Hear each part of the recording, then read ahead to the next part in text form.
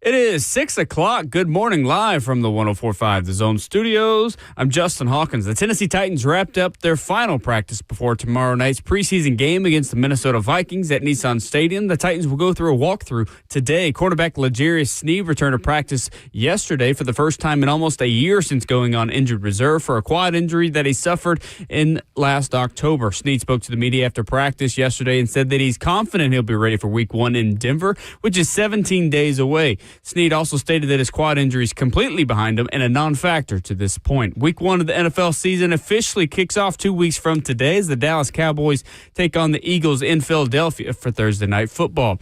In NFL news yesterday, a couple trades that went down. The Kansas City Chiefs traded wide receiver Sky Moore and a 2027 7th-round pick to the San Francisco 49ers for a 2027 6th-round pick. Also, the Minnesota Vikings have traded defensive tackle Harrison Phillips and a 2027 7th-round pick to the New York Jets for a 2026 and 2027 6th-round pick. For all your foundation repair and waterproofing needs, you got to go to USSTN.com. Breaking news at once on your home for the Titans and Vols. This is 104.5 The Zone.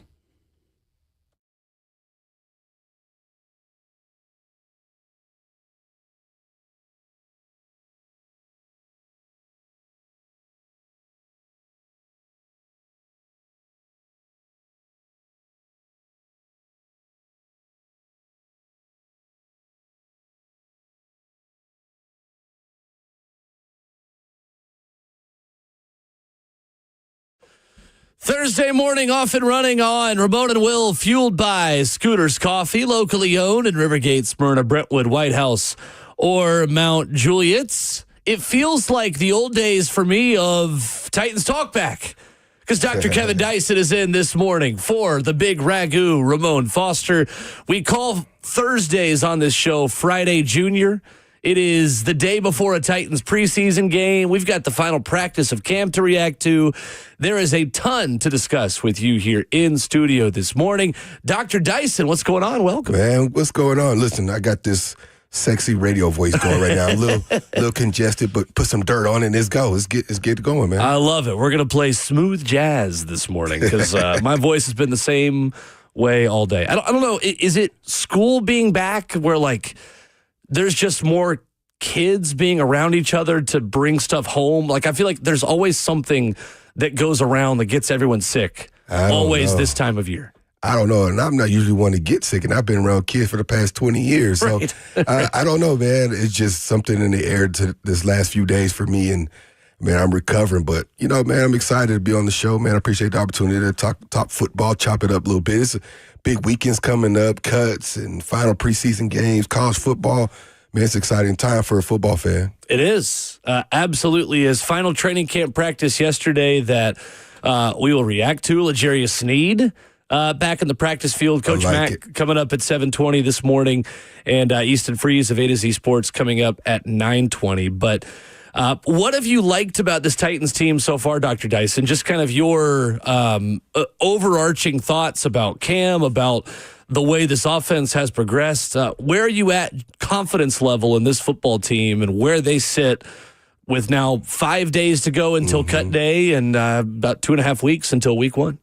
Well, what seems to be happening more so than last year is there's a plan. I think Callahan has a better sense of himself as a leader and where the direction he wants to go to the team. So I think he's had a complete full offseason with the organization, with his coaches, and there seems to be a definitive plan, and with Cam.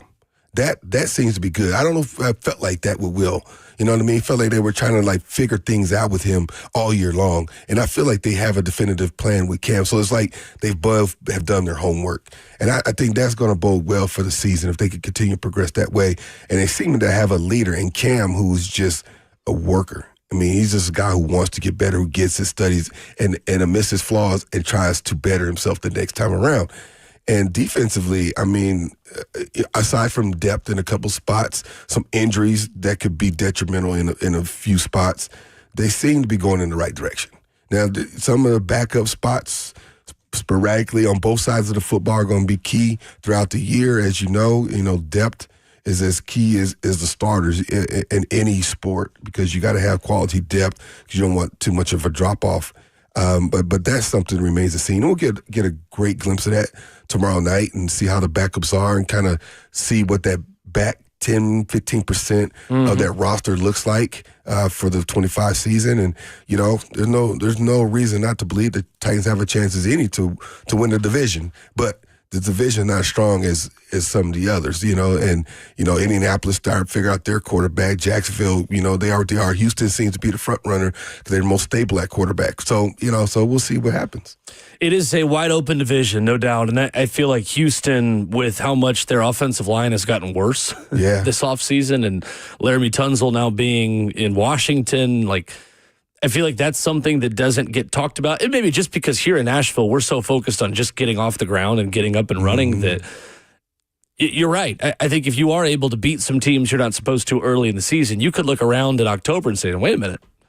Nobody's over 500 in this division right now. I don't think that's that far out of the realm of possibility. I don't either. And we've seen that in this division a couple of times where everybody was just kind of in the middle. And then somebody ends up just barely over 500 a game or two, and they end up winning the division, and they get the nod for the playoff seed. So I just think is both for all four teams, quarterback play is going to be crucial. To your point with Houston, I think he's obviously probably the top of the four right now, but he has some uncertainties. But he does have a lot of weapons for him on the outside, as long as they stay healthy, because I think that was some of his downfall last year with the health of his receivers. So, but it's a division that the Titans can compete in. The rest of their schedule, it is what it is. It's the NFL, really, and it doesn't matter. You can play a 0-win team on the wrong kind of week for you and the right kind of week for them, and they catch you. And so you just got to make sure you're trying to be as healthy as you can and progressively getting better. And I think, we're seeing some of that right now early in the preseason. But no doubt. Still remains to be seen. Solid day for Cam Ward yesterday over at Ascension St. Thomas Sports Park for the final practice of camp, considering this was the last open practice to the media before tomorrow night's preseason game. Cam Ward, 3 of 7 in a 7-on-7 period, according to TennesseeTitans.com's Jim Wyatt. I thought it was a good day for Chig Okonkwo and Bryce Oliver.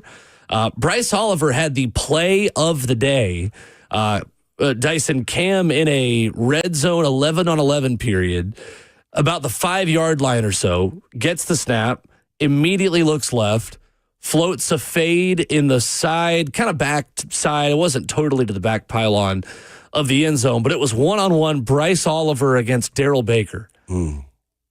And this was the perfect example of you got mossed on ESPN. Bryce Oliver, incredible play. A lot of celebration from the offense. A lot of celebration from Cam Ward. I've not seen Bryce Oliver make a play like that, to be honest with you. And I think he is somebody who's starting to come on strong a little bit and someone who's starting to work with Cam, because without Calvin Ridley at practice the past couple of days, it feels like Cam Ward has been forced to build connections with younger receivers and with some of the depth guys and a lot of guys who I think are going to factor into major roles this season. Yeah, and I like to say like this with a quarterback with his wide receivers. It's like golf. Every golfer, especially amateur golfer, has that one golf club that I feel confident with that. And every now and then, it's going to not treat you right. You're going to shank it. But for the most part, you have your favorite golf club that you feel the most comfortable with. And when all else fails, I'm going back to that club.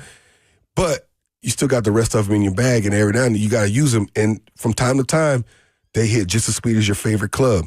And that's where you still got to give him a chance, still got to give him an opportunity. And that's where Cam is right now. He's got to use the other clubs in his bag and give him a chance, give him opportunity. Sometimes they're going to knock it out the park and hit you that sweet spot, make a play like you're talking about.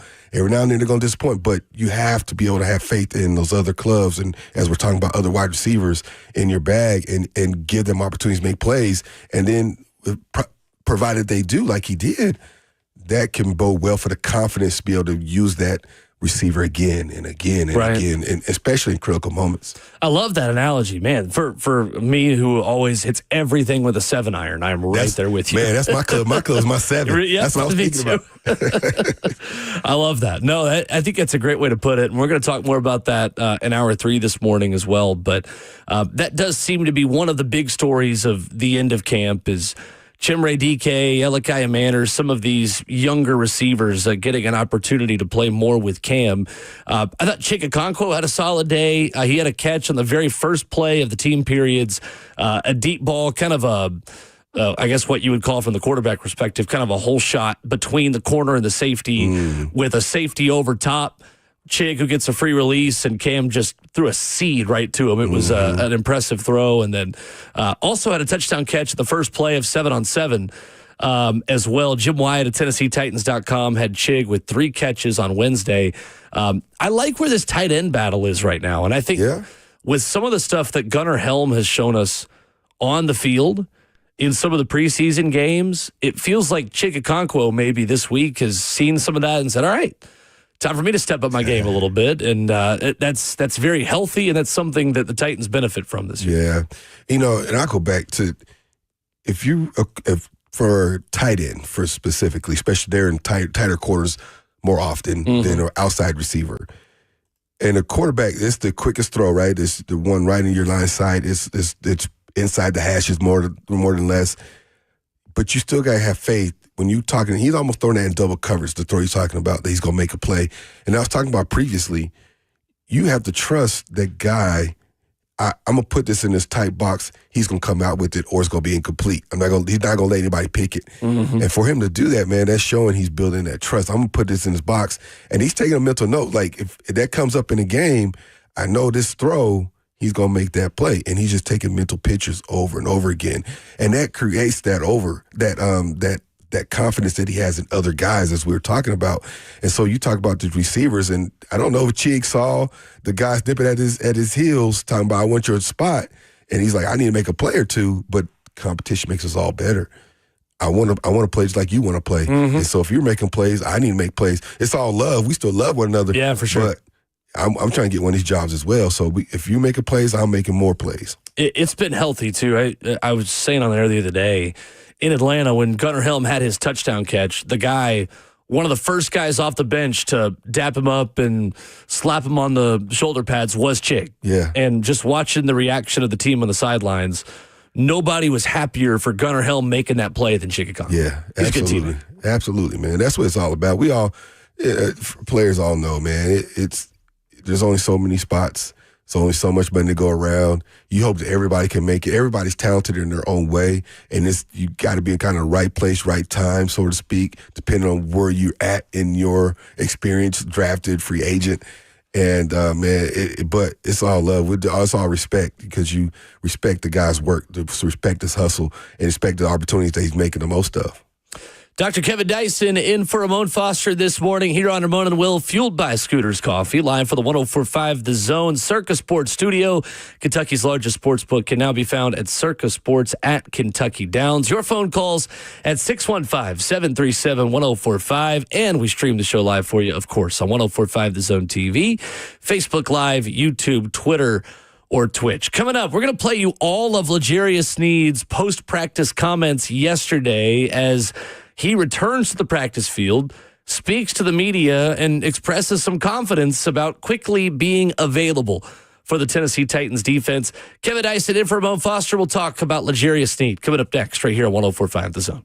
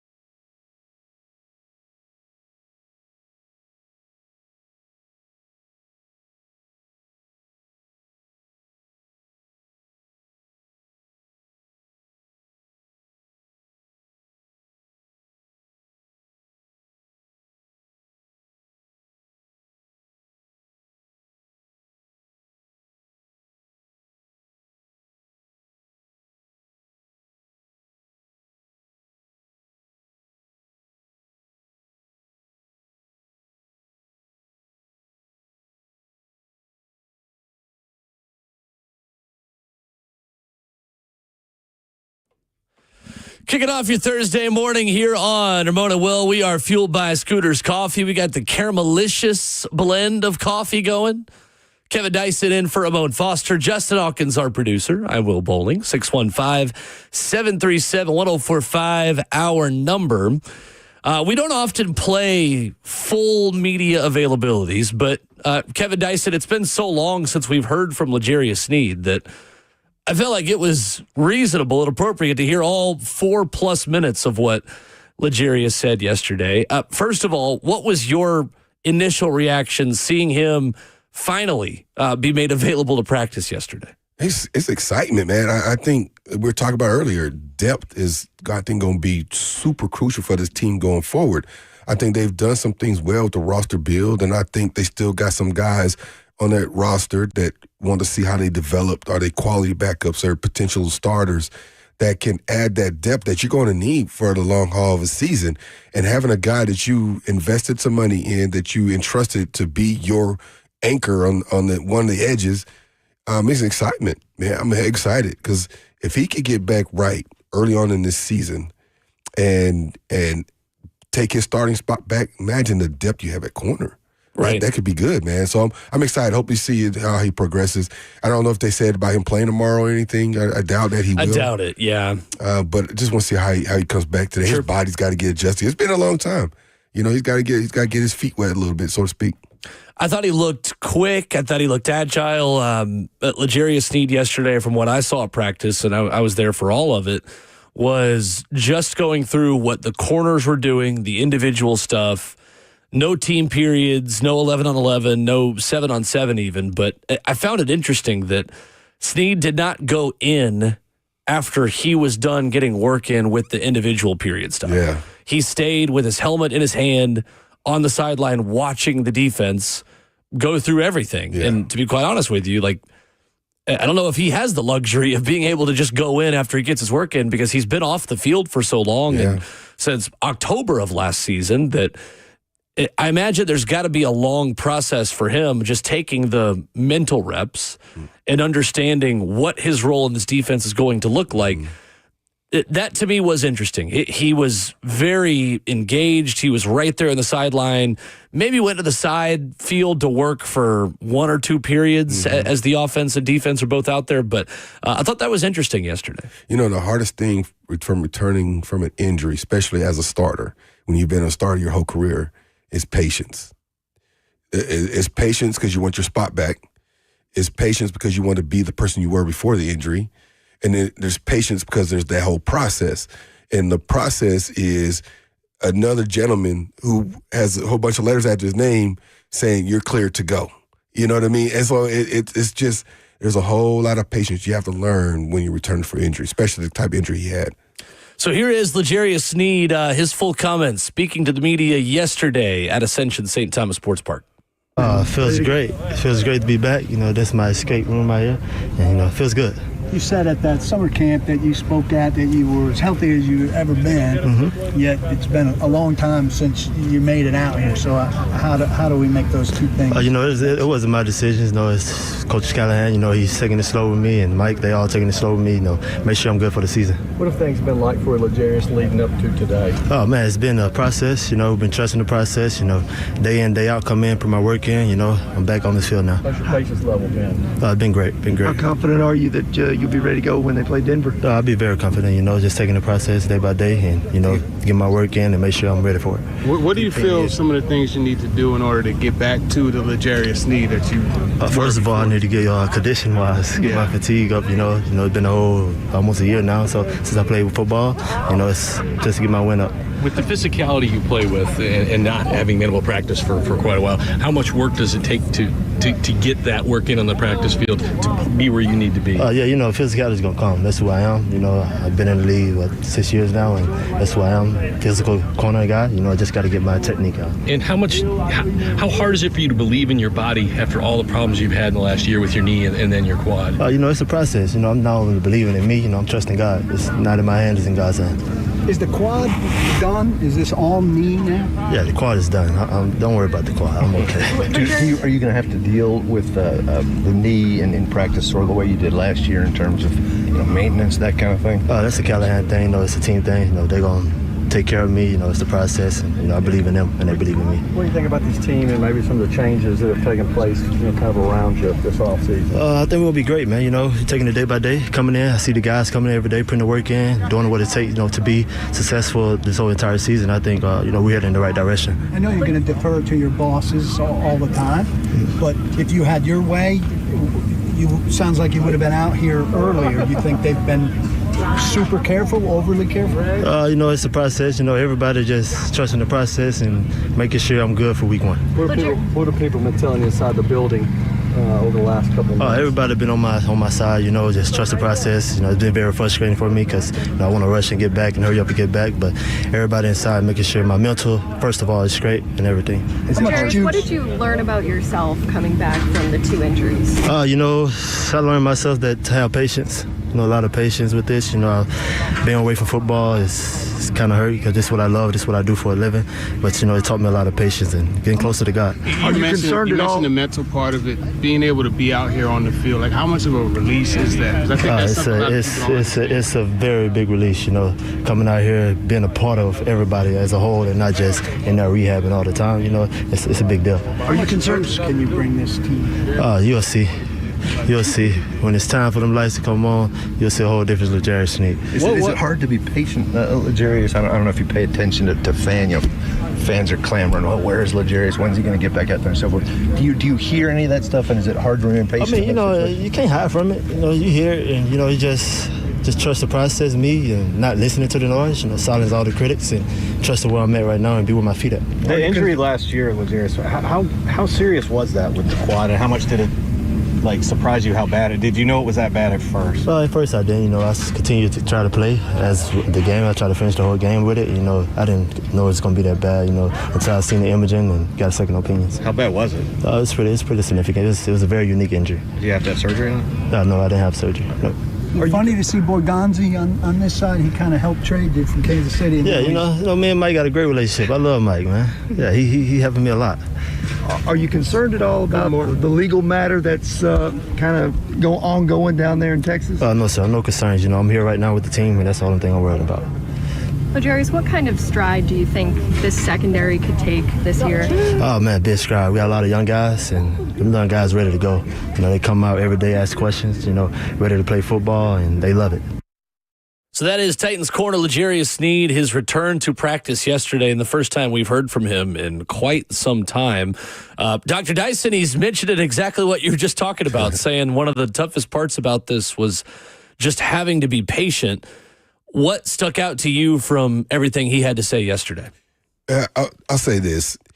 You can hear the anxiousness of him wanting to play. He's tired of answering questions. You're a competitor. You're a person who's played. You've produced.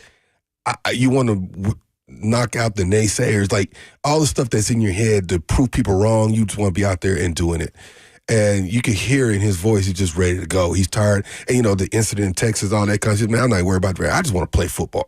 I want to do what I've been bred to do, what I have learned to do, what I've built myself up to do, what I have done for 6 years. That's what I want to do, and I'm ready to get out there and do it.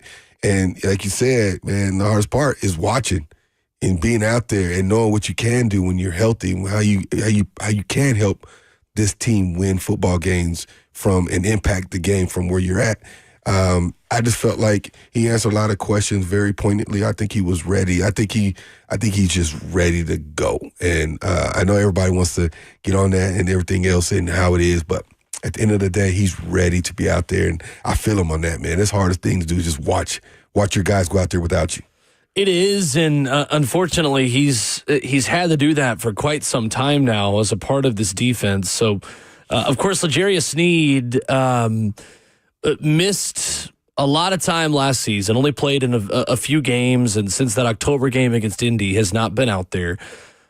For you, Kevin Dyson, how much time do you think he needs to get acclimated, to practice, to get conditioned? Because he did say that about, hey, that's the biggest thing I've got to work on is just the conditioning level. How optimistic are you that he can get ready to play at a high level in time for week 1 when the Titans go to Denver? Well, most of it's muscle memory, right? And there's some things that'll click as soon as you get out there. Familiarity, there'll be formation recognition, your movements. There'll be some comfortableness in that. Just your repetition teaches that alone. The stuff that you don't know is how do you manage your wind? How do you manage your cardio and your energy level? Because you're going to be. I remember coming back from injury one time. I was so hyped. I was tired after the first drive. I'm like, dang, because I had so much emotion. I was so ready to get back out there that I expended a lot of energy. So I had to recollect myself and get ready. The game was still going. And that's kind of what it is. You got to manage your energy level. And so I think what he's getting at is that you can run gassers and hundreds, 110s, and all of the things you want to run, but game is different. That game burst, that 2.5, 3 seconds of play, that's a lot. You're going full speed all the time. You got to learn how to reduce your heart rate and play again. Mm-hmm. That's the stuff that's really going to get him. But the physical stuff, like he said, that's what I do. That's what he knows. It's just the other stuff he's got to work through and get ready for. And then, I'm sorry, but you're good. Then, that one time with the injury, that one movement, that one familiar thing. Like, Trusting it again. Yeah. Like, okay, there it is. And so that's part of that process too. I had a coach tell me once in high school that everyone gets a certain amount of emotional energy that they can use over an entire season.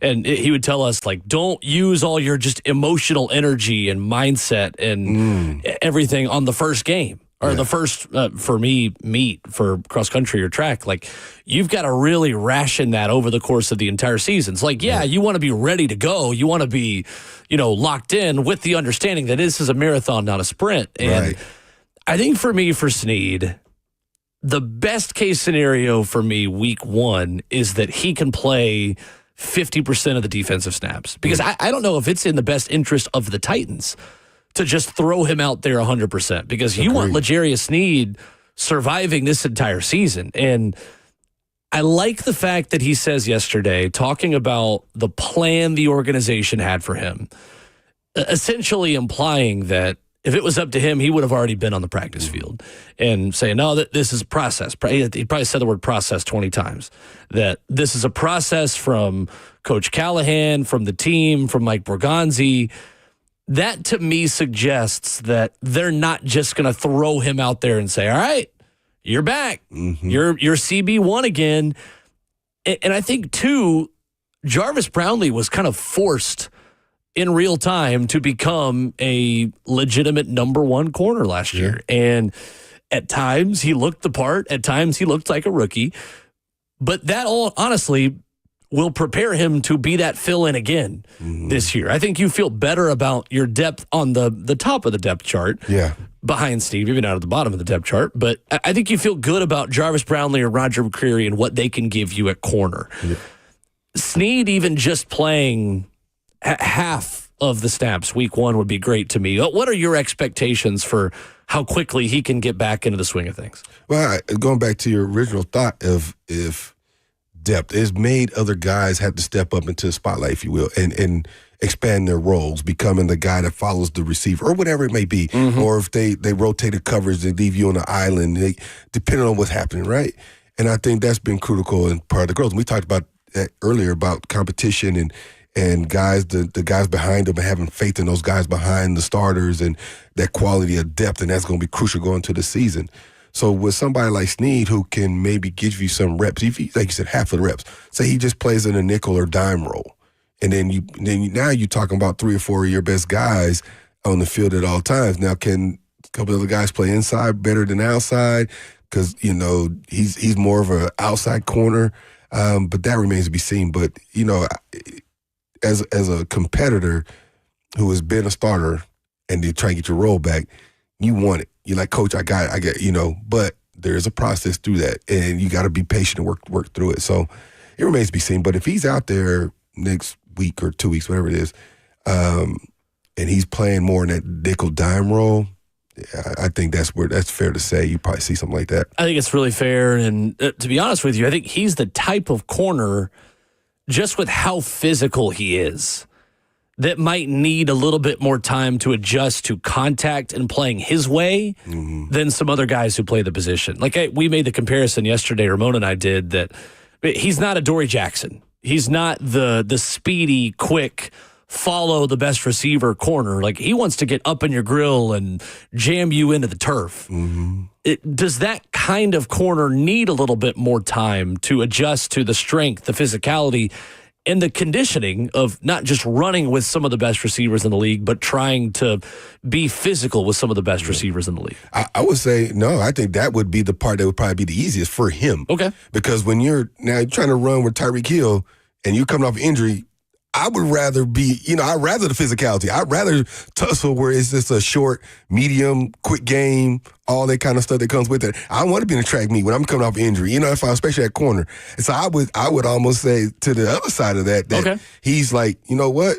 If I could just be in this box and just play hand-to-hand combat and only have to run 15, 20 yards at a time, now you can play longer than 50% of the snaps because you're not running all day long. But if you're in a track meet with like a Tyreek Hill or Xavier or shoot, some of these speedy 4-1 receivers that they got nowadays, man, he's like, y'all got that one. I'll get my 50% later. But he wants that hand-to-hand combat. I think that's a little bit easier for him. That's his wheelhouse. Yeah, I said I'd almost go to the other side. I like it. I mean, you'd know better than me. So that's I think that's perfectly fair and makes sense.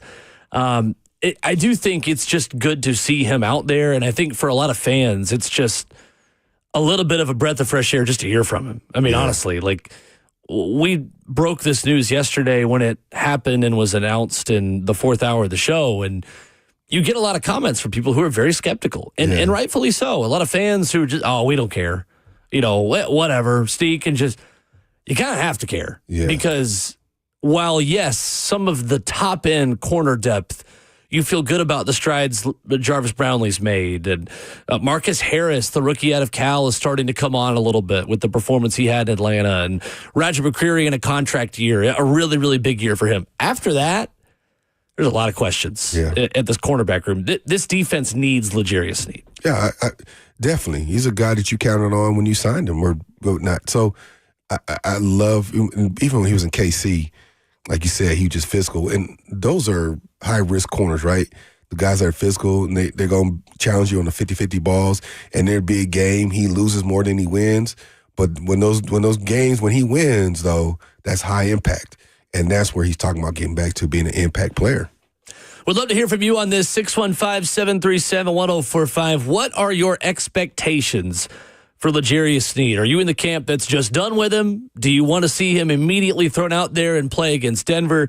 Your thoughts wide open on the phone line, 615-737-1045, as we'll take some of your reactions on Twitter as well, at Ramon and Will, to wrap up hour one next.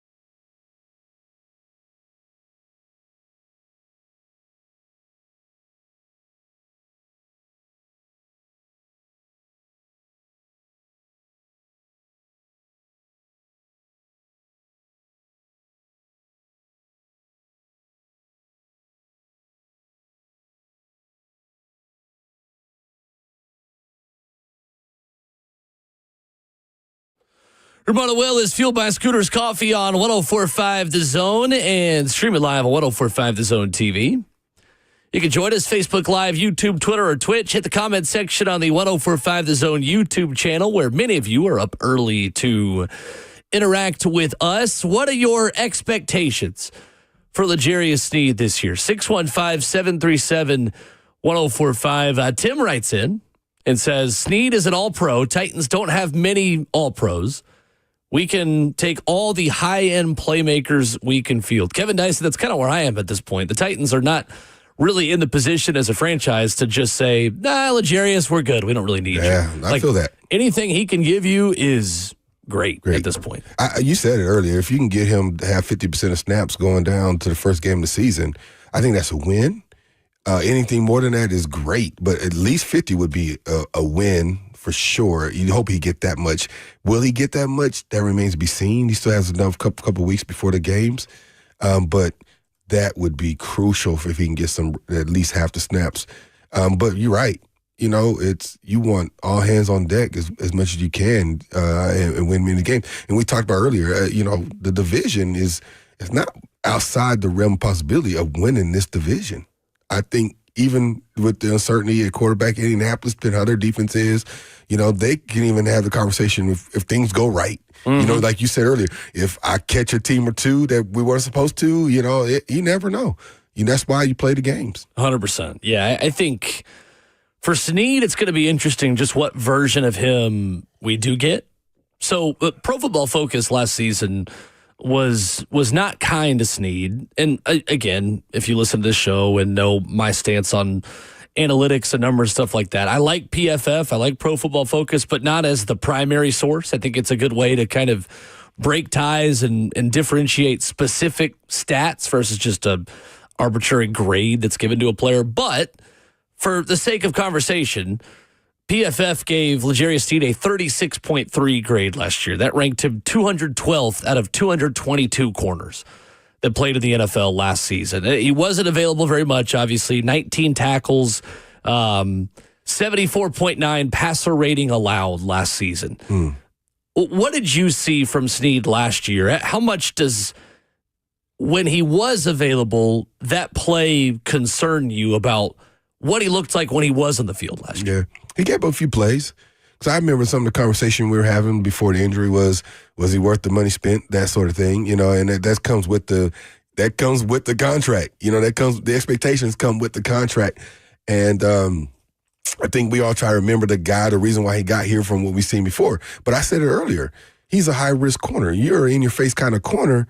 I mean, I can think of games when he's at KC where he got ate up. He gave up some big plays. But I also think when he had 2 or 3 interception games, because he was in the grill. So I think that's kind of where we're at. You hope you have more to the latter than you do to the other side of it, where he wins more often than not. But if you got a high-risk corner, meaning an in-your-face 50-50 ball corner, that's where the risk you run. And these receivers and quarterbacks, they're not just doing what they're doing for a reason. They're talented for a reason. So it's not an easy job being on that island and trying to make plays consistently like that. So, again, grade and statistics and all that, but at the end of the day, is he consistent? Is he keeping guys out of the end zone? Is he making plays, creating havoc, maybe creating turnovers? Like Tillman when he was with the Bears. I don't know if he was the best cover corner, but he created turnover after turnover. He was punching balls out. You know what I mean? And the play was never dead for him. He might give up the catch, but you better protect that football. And I can go Sam Madison when he was at the Dolphins. He wasn't the fastest corner in the world, but he was physical and he got in your face, he got in your space. He was small and he knew how to play. He lose some, but he would win some. Sure. And so this comes from high-risk corners that you kind of got to give that to. And I think that is certainly how this Titans defense is built. I mean, Denard Wilson has been very open since the day he got here that he wants this defense to be aggressive with physical corners on the outside who press. He wants to blitz. And I just think in the NFL, even more so than college, it's the way you have to be because of how much the rules are slanted towards the offense. And slanted towards wide receivers and passing games because, I mean, the NFL knows who sells tickets. Come on. You have to be an explosive defense. And creating short fields, creating turnovers, sometimes at the expense of big plays, you take that trade-off as long as you do have the turnovers. Yeah. And to me, where this gets really important with Sneed coming back is where the rush and coverage works together. Yeah. And we'll talk to Coach Mack about this coming up in hour 2. There are a lot of question marks at edge rusher. Yeah. There are a lot of question marks at pass rush. If those rushers have even just a half a second longer to get to the quarterback because you feel like you can cover a little bit longer, every little bit of time that these edge rushers and pass rushers have to get to the quarterback is critical right now because they are building depth at edge rusher in real time. And Draymond Jones coming in, and Arden Key, and Femi Oladejo, who has now played 12 games in his football life at edge rusher, including 2 preseason games and 10 games as a senior at UCLA halfway through last year. I mean, like, those guys need all the help they can get, with all due respect, because you can't fix everything in one offseason. And that really is the area where this team is very much a work in progress, is getting after the passer. Yeah. In the depth, we know interior-wise with Sweat and feel great about Jeff, that. But there's also easier to double either one of those guys. Yep. From the inside as well. I'll say this about defensive play, especially in the National Football League. If you're in a back and forth game, and this is maybe something to talk to Mack about, if you're in a back and forth game, some turnovers just a help, and that's to flip the field. And even special teams, I even throw that in the mix as part of the defense, being able to flip the field, because turnovers do that a lot oftentimes. But just being able to get them off the field, especially in the offensive league, to be able to get them off the field so you can continue to flip the field and win the field position battle. Because if you're winning that battle, you give yourself a greater chance to get points, right? You don't have to go the length of the field. And it is an offensive league. It's built to put fans in the seats and put points on the board. And so I'd be curious to talk to Mack about this. I know we preach, get turnovers, get the ball out, picks, strip, all the different things. But how much is it preached in the defensive meeting rooms of, we got to get out the field, we got to flip this field. When we get opportunity, they're inside their 20, we got to get them off, so we got a shorter field to work with. And that is some of those hidden statistics that people don't talk about. We talk about created turnovers and get off on third down, all the different things, but how often are the defense able to flip the field? I think that was the thing about this defense last year. They were on the other side of that. In the offense was turning it over so much, and special teams was so bad that, this team was the second best statistically in Titans history, the second best pass defense since this organization came to Nashville. Really? And they were 30th in points per game allowed. That don't even make sense. It's hard to do, especially in this league, right? Passing league. And granted, they were. You go 3-14. Your pass defense is going to be better because you are behind late in a lot of games, so teams are going to run the ball to run the clock out. But still, it is challenging to have those two statistics work together. And the hidden yardage, the long returns, the special teams, the turnovers from Will Levis put this defense behind the 8 ball. And you want to now be on the other side and flip that script to say, hey, Cam Ward, we're going to give you the ball on the plus 30 or the plus 45 because we popped a return, or hey, Bones Fossil had this drawn up, or we've intercepted the quarterback or sacked the quarterback and gotten a fumble, things like that. Like, anything you can do to help your rookie quarterback and take some of the pressure off of him is vital right away this year. I'll tell you, man, I just think of times, just thinking about being backed up inside our own 5, starting to drive, or inside our own 10. Like not a lot of play calls like in the Super Bowl, we're backed up inside our 10 and got to go length of the field. And just thinking the pressure, the amount of, because there ain't a whole lot of room for error when you're backed up like that, and being able to execute and move the football. There's a lot of pressure that comes with that. But, I think this year, at least what we were talking about earlier with the way things go with the season, the preseason, what we've seen, I love the direction with Cam and how this offense is kind of coming together. I think the run game is going to be crucial. I still want to see a little bit more from that, but I think this is going to be a fun year offensively. Well, let's talk more about that offense when we come back. Your phone call, 615-737-1045. Cam Ward was asked, how prepared are you with the 200 and 300 level stuff in this offense? You hear from Cam Ward coming up next.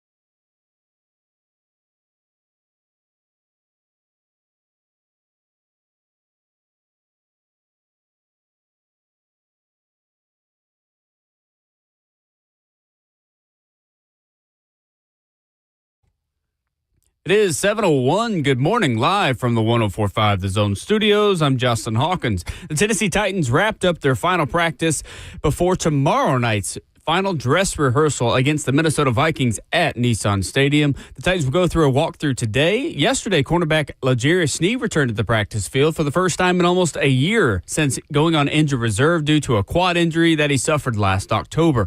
Sneed spoke to the media after practice and said that he's confident he'll be ready for Week 1 in Denver, which is 17 days away.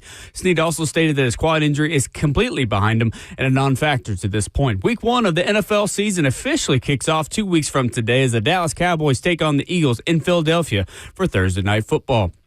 In NFL news yesterday, a couple trades going down. The Kansas City Chiefs traded their former second-round pick wide receiver in 2022, Sky Moore, and a 2027 seventh-round pick to the San Francisco 49ers for a 2027 sixth-round pick. Moore has 43 receptions for 494 yards and a touchdown in 36 regular season games played. Also, Minnesota Vikings are trading defensive tackle Harrison Phillips and a 2027 seventh-round pick to the New York Jets for a 2026 and 27 sixth-round pick. For all your foundation repair and waterproofing needs, you got to go to USSTN.com. Breaking news at once on your home for the Titans and Vols. This is 104.5 The Zone.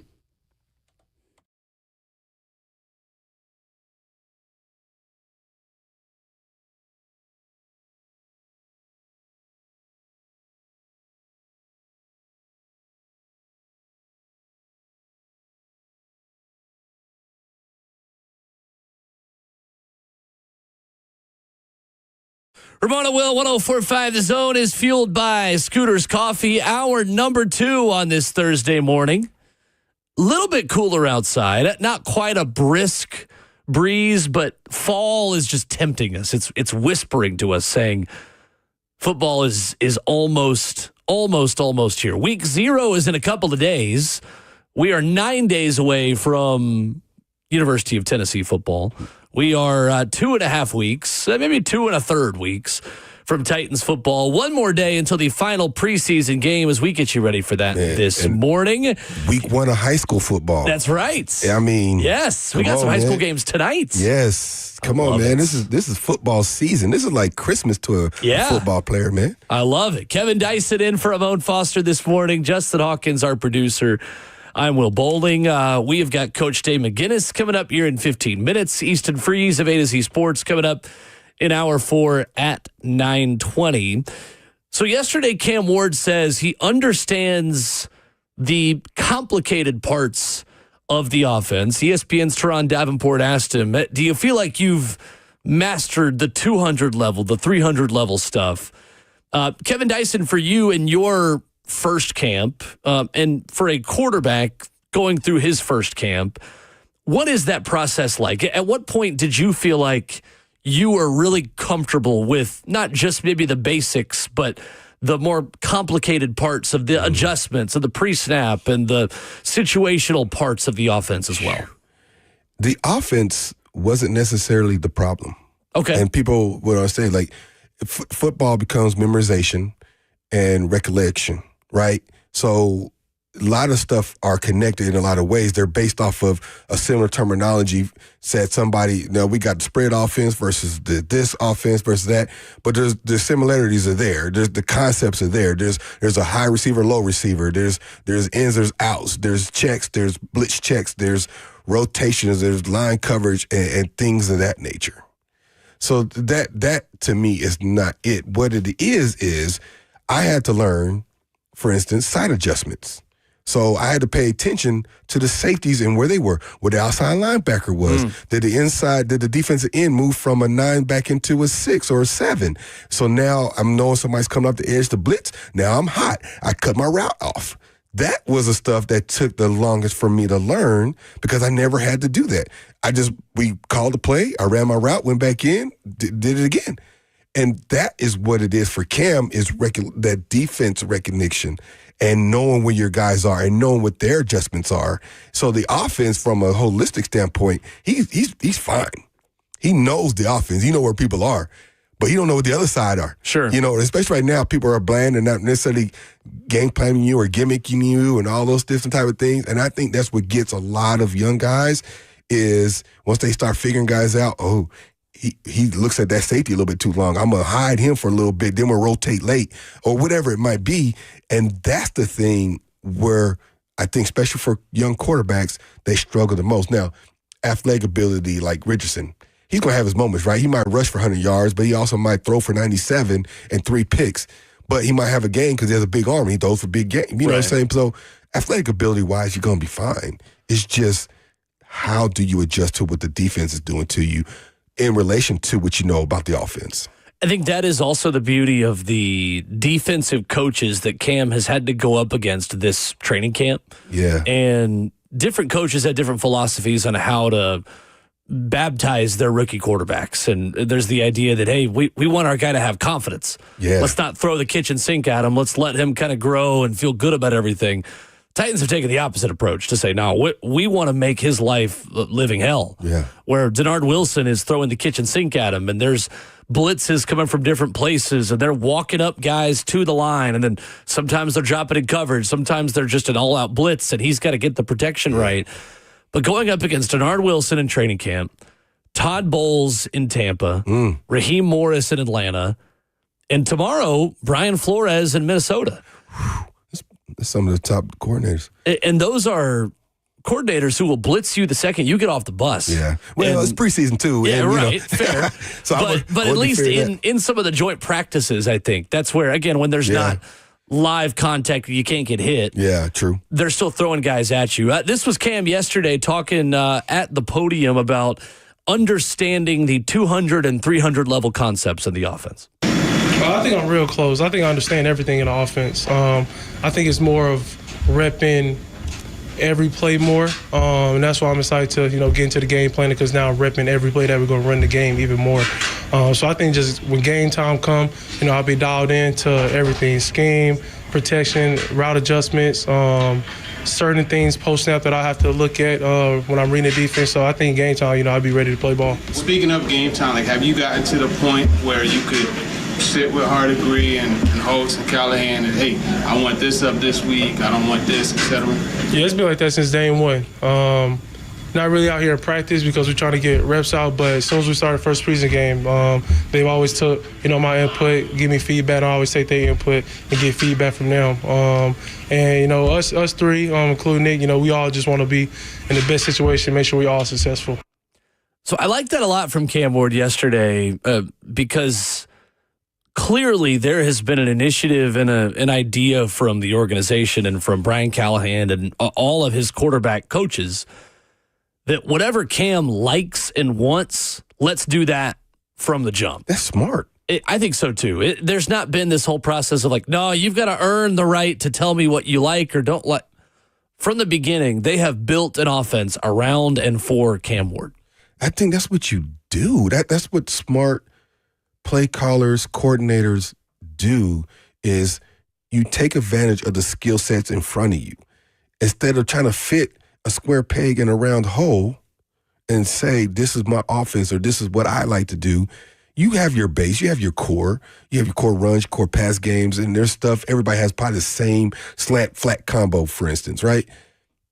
But when it comes to some of the intricacies of the game, of the offense, the nuances, the fine print, let's see what this young guy can do and what he likes to do, and then what our receivers can do that complements those things. And I think that's what has been fun to watch with this. I don't get the sense that Cam is a rookie in a sense because he seems confident with the offense. There doesn't seem to be any uncertainty.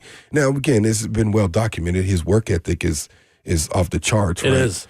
So he's been put in the work, but it's just like, and the way they progressed him is like, oh, this is the concepts he likes and is built off of these. And I think that bodes well. And again, we talked about it. His rapport with like Ridley has been well documented and is well received because you can see it and they feel it. And so I expect them to both have a pretty good year. Calvin Ridley and him are, it's pretty unbelievable, to be honest with you, how quickly those two have looked like a QB1 and wide receiver 1. Yeah. I think now the next step is, can you get to that level of chemistry of, I know where you're going to be with the rest of the receivers? Mm-hmm. And I want to talk more about that in hour 3 because with Calvin being sidelined the past couple of practices and not being out there last Friday, I think that's the best thing for Cam right now, to take away the safety blanket and literally force him to throw to Van Jefferson, to throw to Tyler Lockett, to throw to Chig Okonkwo. And Gunnar Helm is another guy I don't worry about because I feel like him and Cam have already started off on the right foot. And rookies coming into the same class, that you're always going to have a little bit of an extra added level of, all right, I know where you want to be and where I want to be, but it's Elikai Manor and Jim DK that it's just a little tick off still. And that's to be expected for guys in their first camp together. But Elikai Manor specifically is someone who I think looks the part, runs really well for a guy of his size and stature, and can really contribute right away. It's just not quite there yet. And I'm curious how long it's going to take for Cam to feel as comfortable with some of these other guys the way he feels comfortable with Calvin Ridley. You know, it's repetition and just like they talk about repetition over and over and just getting the reps. And, you know, and when Ridley's not in there, he is having to find people in the back of the end zone. I've seen some clips of him doing some different things. Right. And you talked about the throw this to Chig. Just that alone is building that same kind of trust, that same kind of rapport. And it'll be a familiarity if you get in a situation, the red zone again and all that kind of thing. And I think it's just a matter of getting those reps. Now, when the roster's reduced here in a few days to the guys you know, and that's all you have left to rep with, now you start building a little bit more and more of that rapport. And I think he has a little bit with Lockett, even more so than people talk about. I think it's still so evident that he has it with Ridley that's the big conversation, especially with him being the number one pick and all that type of thing, and Ridley being the number one receiver. But I've seen him do some great things with Lockett as well. So he has some guys in his hip pocket that he trusts. He just got to build that with the whole core. Coming up next, Titans Radio's head coach, Coach Dave McGinnis, will join us. Talk about Mack. what he is looking for in the final preseason game tomorrow night as roster cut-down day looms next Tuesday. Coach Mack is next.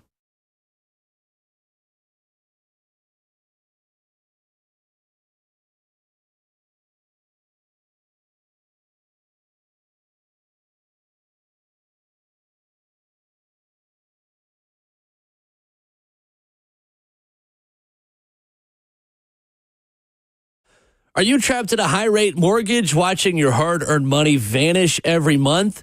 Well, stop. Right now at Loan Pronto, they are delivering the lowest mortgage rates in 3 years. Hey, it's Will Boulding. Loan Pronto's rate reduction home loan program is a streamlined, low-cost way to slash your house payments by hundreds of dollars a month. Lock in a fixed rate as low as 4.99% APR and close in as little as 2 weeks. No appraisal needed in most cases, and here's the kicker. You can skip your next 2 house payments entirely. Don't wait. Rates this low won't last. Call Loan Pronto now for your free, no-obligation quote. Loan Pronto is amazing. Just imagine lower payments, more money in your pocket, and a fresh start with a better mortgage. Call 615-499-5780 or visit loanpronto.com to lock in your new low rate and skip those next 2 payments. Don't let high rates hold you back. Call 615-499-5780 or go to loanpronto.com right now. Equal housing lender, NMLS 1661781, subject to lender approval, NMLS consumeraccess.org.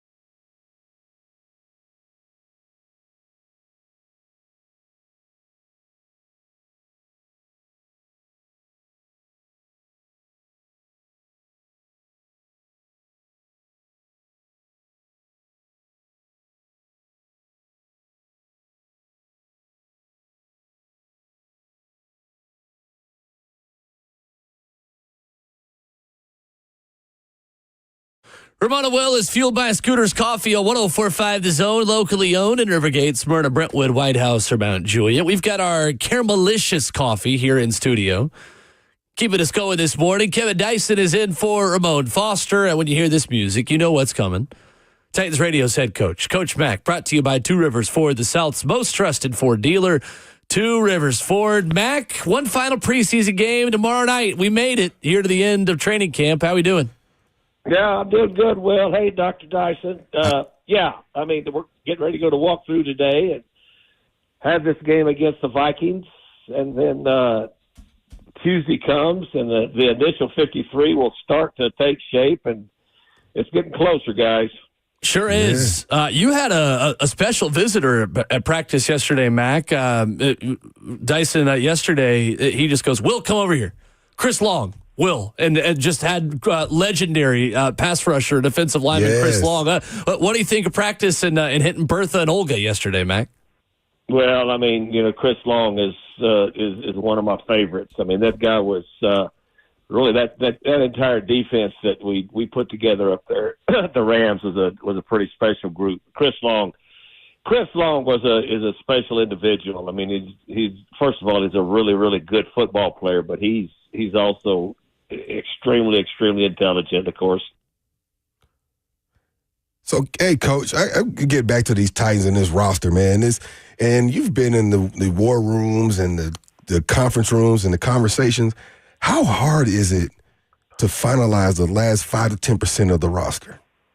Well, this won't be the final one, because where they rank, which is number one in the claiming procedure, the bottom of this roster is going to be churned a lot. This is going to be a very, very unusual 53 put together here, because they're going to constantly, and this will happen a lot during the next 3 weeks of turning the bottom of this roster, because this is an extremely young football team, and so. But you've got a pretty good idea. I mean, you meet constantly as a staff, both as a coaching staff and as a scouting staff. You meet constantly about who the players are, what the progress is. It's a very detailed process, but this one's going to be quite a bit different just because of the makeup of this football team and a rebuilding football team, Dr. Dyson. So let me go back to the quarterback. That's the big question everybody wants to know. And I think if you go back to VY, his success he had when he came in his rookie year, if Cam has a season similar to like that where the wins came, but statistically he wasn't, great, like I say, like Jaden Daniels, who had great stats and was winning, would that be a win going forward for the fans and for the organization if he had a similar season like VY, or would you rather take the growth and see, and I know I'm answering my own question because wins are wins, especially in the National Football League, but how would you equate a great season for Cam going forward? Well, it's all about progress and development. I mean, this is the quarterback, for the future for this football team, and so it's about a progressive development. I mean, that's exactly what this is, and this organization has embraced the rebuild, and so when you, as an organization, embrace the rebuild, you got to be willing to go through some of the pains of the structure of what the rebuild is, which means, being a younger football team and everybody developing together. So I would say to your question that the development of this entire football team is what you're looking for as a progressive thing this year. Coach Dave McGinnis, presented by Two Rivers Ford, our guest this morning. Coach Mack, how much will Brian Flores throw at Cam Ward and this Titans offense tomorrow? I know preseason, obviously, things are more vanilla. You're not game planning as much, but how much can Minnesota and what they like to do defensively still kind of test the Titans tomorrow on offense? Well, that's part of Brian Flores' DNA. I mean, they're not game planning. The Titans aren't game planning for this game, and neither is Minnesota. But, I mean, just from the jump, I mean, that's Brian Flores' DNA. So, really, base for Brian Flores is bringing 5 and 6 people. I mean, right. That's his base. So they're getting ready for that. And, they've had a pretty good dose of that even before we went on that 10-day trip as far as to what Denard Wilson was throwing at this offense before we made that trip. And you know that during this season, that's what people are going to do. I mean, I spent a lot of my career as a defensive coordinator and a signal caller trying to disrupt rookie quarterbacks' rhythm. And the way you do that is you show them a lot of looks and you bring a lot of people from a lot of different places. And especially if it's in your DNA to begin with, that's just part of the program. Yeah. Mack, where can L'Jarius Sneed still make the biggest impact on this defense, and how good is it to see him getting back out there and getting acclimated to football shape again? Well, you just made the first step taking him off a pup. I mean, there's still a pretty good road ahead on this, but that's the first step of being cleared off of the pup. And so, it's going to have to take patience on his part and everybody else's part too, because he hasn't played football, National Football League football in a year. And so you've got to take that in mind, and knowing that once he does get out there, that your opponent is not really going to care how long he hasn't played. They're going to come after him and test him. Coach, what do you hope that we see after the first quarter of the season this year? 2 division games mixed in there.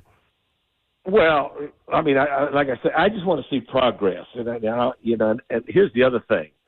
And again, you know as well as I do. You've been at this a long time, and hope is not a strategy. What I want to see is consistent development, and what I want, what has to happen is I want good health for this football team. For this team to really be evaluated, you're going to have some consistent health this year, which they have not experienced for a while, which makes a big difference in anybody's football team, especially in the NFL, as to where your depth is so razor thin anyway, the way the things are structured now, that, you just have to work and then believe and then be fortunate enough for health to be part of your program going forward. Coach, if with the same vein, like for fans, in that first, you got 2 division games, you got a tough Broncos team, a Rams team. What should the fans think they expect to see that progress you mentioned? Should one win, a competitive 500? What would the fans think about that? Just watch it. I mean, just watch it and enjoy it, because the fans of this football team, which have been great fans here. I mean, I've been here a long time, just like you have. 2 for different sets. I've been here 8 years as a coach. This is now 9 years as a broadcaster, and I know how the fans embrace this football. I mean, I understand this city and these fans with this team, and so I've been here when it's been great. I've been on a team that won 10 in a row here. I mean, and you've been on a team that went to a Super Bowl. So all of that in between, but just enjoy it and embrace what this is. Embrace it, what this is a rebuild, and enjoy watching the growth of a young football team. And then everybody can share in it, because there's nothing like winning in the National Football League. Just the overall feeling that it gives, for the whole vibe for the city. So just enjoy it, embrace it, and here we go. Coach Mack, presented by Two Rivers Ford, our guest this morning on Ramon and Will. Mack, how much does the final preseason game factor into roster decisions? Like, at this point, how much is a lot of the decision done, and how much of the evaluation process relies on this final game and final opportunity to put things on film? It's on an individual basis, Will. It's on an individual, basis. Everybody's different. Some guys have this team. They're going to be on this team. Right. Some guys have already, solidified that point to begin with. Others, this is a big final step for them. So, but it's not an overarching thing. It's an individual basis. And that's why I say you have very detailed meetings every day into the night on where people measure up against not only one another, but where they measure up against everybody else in the league. Because now with just one cut, there's a lot of people that are in the same situation in 31 other cities. And so it's really an individual case. And I think that you go through each one of them, and you go through each one of them in a very detailed manner when you're making these decisions. But It's not just one overarching thing saying this is important for everybody in the same realm, because that's just not reality. Mack, second-year linebacker Cedric Gray has really started to come on strong. Anytime I can ask you about a linebacker, I want to take the opportunity to. And it's so cool hearing him talk about how much the game is slowing down and how he's starting to have more of an understanding of playing fast and knowing where he wants to be. What has impressed you about the way Cedric Gray has come on over these past couple of weeks in camp? Well, again, it's a great example of being healthy when you started. He missed all of his rookie season, basically, because even when he came into play at the end of last year, he had missed all that development early on in camp, which is vital at any position, but especially at that position. I mean, I cut my teeth in that position in this league, and I just know there's a vast difference in playing behind the line in the National Football League than there is, playing on even a different dimension-sized field in the NCAA as behind the ball linebacker. I mean, there's just a vast difference. And so he missed all of that development early. I give him a lot of credit. I give Frank Bush a lot of credit. They've worked very, very hard, because when you vetted him and, how hard that Rhett and I work on this draft, you saw a really good player at North Carolina, and we never even got to see a glimpse of that player last year because he never ever got the basics down. He just wasn't healthy. When you're not healthy, it's hard to hurry up and catch up when you finally get on the football field, especially in your rookie year. I mean, he's always been a good K&D guy, which is key and diagnosis. He's a downhill player, and he's a very, very physical player. He's got an innate ability to blitz, but when he tackles, when you watched him during his time at North Carolina, and then now you've watched him, when he's been able to play in live games here, he's not making tackles 5 and 6 and 7 yards down the field. He's a downhill thumper. He'll go get it. I really like what he's done, and he's done a lot of work at this. I think it's a really good development of he and James Williams both. So all of a sudden now, this linebacker group was everybody's concern when we came into this camp, and all of a sudden now it's become a little bit of a strength.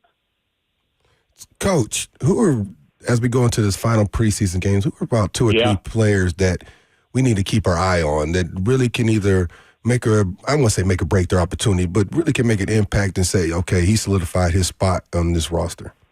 Well, you're still looking for that 6th, 7th, and 8th offensive lineman. Yeah. I mean, that's what's extremely important. I think those top 5, now that Cushenberry's back, that is the offensive line. But because, I mean, you can play an 8th offensive lineman now without penalty on your 46 on game day. You're still looking for those guys because that's critical. You've got to have 8 of those guys, and so I think you can just name any of those 3.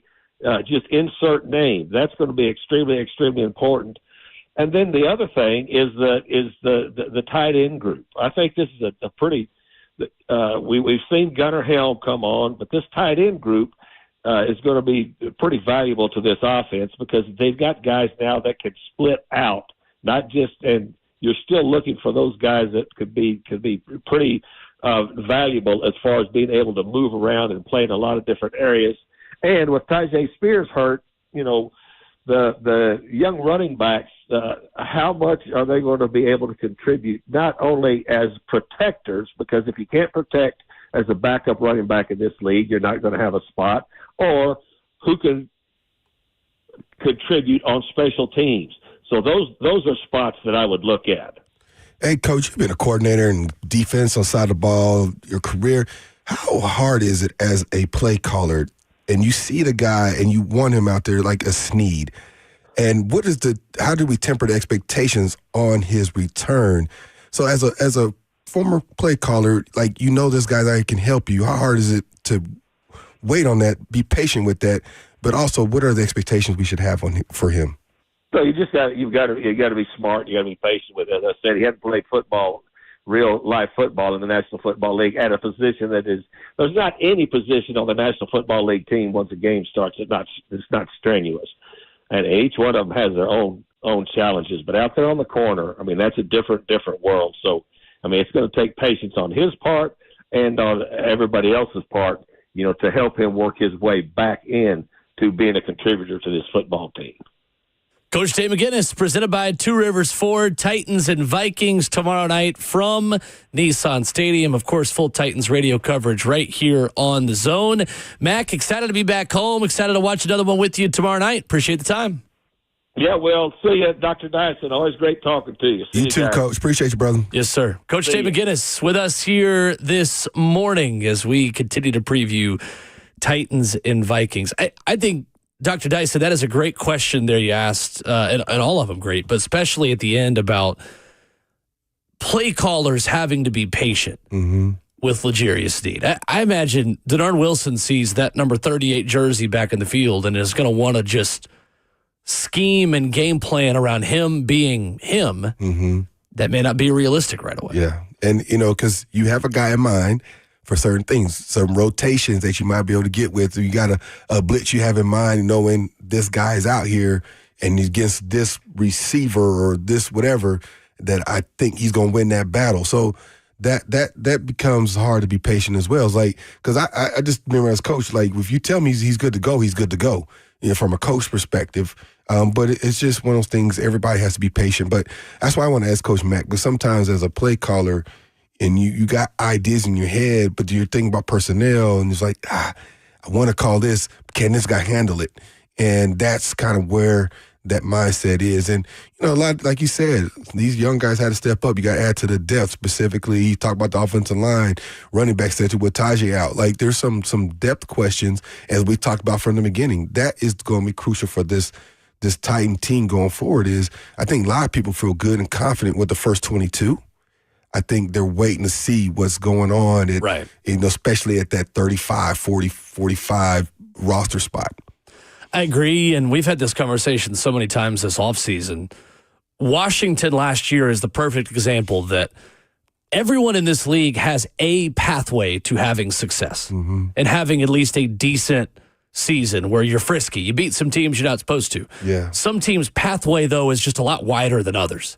Some teams, you're driving on the highway and you've got plenty of different avenues to have success. It can be the offense. It can be the defense. It can be explosive passing game. It can be, hey, certain guys get hurt, but hey, we're all right. We got depth at certain spots. Then there are teams that are a little trail on the side of the Grand Canyon that if one thing goes wrong, you're falling off into the ditch. But if things go your way, if guys who have to stay healthy, in this division, I don't know. I mean, I'm not going to predict that the Titans are I'm not going to put it on paper that, hey, this team's going to win the AFC South. Like, it's going to take some time, I think, and we've got to have some patience. But at the same time, I think your point's valid. Like, on the top end of the depth chart, aside from one or two problem spots in edge rusher and pass rusher, I think is always going to be the biggest concern with this team. I think you like the momentum of some of the starters. It's the depth behind a lot of that where I feel like this team is still making up ground on everyone else to draft young, competitive players that you feel like can step in and do a job at a high level. Absolutely. And I think all 32 teams are competitive right now, right? Everybody's optimistic. 100%. 0-0 on the record. 100%. Everybody has the opportunity to win. And you talked about it. You get somebody at the right time and wrong kind of injuries, right kind of health, that sort of speak. But if you look at their first 4 games, Broncos in Denver, that is what it is. It's tough. That's a tough game. It's tough for anybody. And I think Dix is a good quality quarterback. He's showing himself. He's, he had a good rookie year that we don't even talk about because Jaden Daniels was so special. Right. He had a good rookie year himself. And then you got those 2 division games. I think Colts, I think it's not outside the realm of possibility for fans to think we should win that game. It's what you need to have. And I'm not saying they won. The Rams game is also, the Rams don't scare me anymore. Matthew Stafford's in some hyperbolic chamber getting his back put back together. Yeah, they're not the Rams that went to the Super Bowl a few years ago. Yeah, and they're still a good football team, don't get me wrong, but they're still, Aaron McDonald's not anchoring that defensive line either. Right. Then the Texans, depending on what happened, you talked about it earlier. A lot of new there. Yeah. Yep. And it gets real interesting. Cardinals, Raiders, Pats, then Colts again. So, and then the Chargers as well is another one of those teams kind of like, what's going on? Right. So it's not, and I'm of course, I'm optimistic, I'm hopeful. Right, but it's August. We're supposed to be optimistic this time of year. But you look at that schedule, you're like, It could be. It's a fourth place schedule. Yeah. Right. And it could be to your favor, depending how the health is and how things progress and how the guys behind the guys do and things like that. But it's a favorable schedule, especially early on. Having a QB1 can change a lot of things. Yeah. Can change a lot of things. Coming up, we'll catch up on some NFL headlines. A player in the AFC who survives an injury scare, plus a secret players-only practice. Something that I've not heard of something like this in a long time, since COVID, when players were doing stuff like that. We'll dive into that to wrap up hour number 2 coming up next.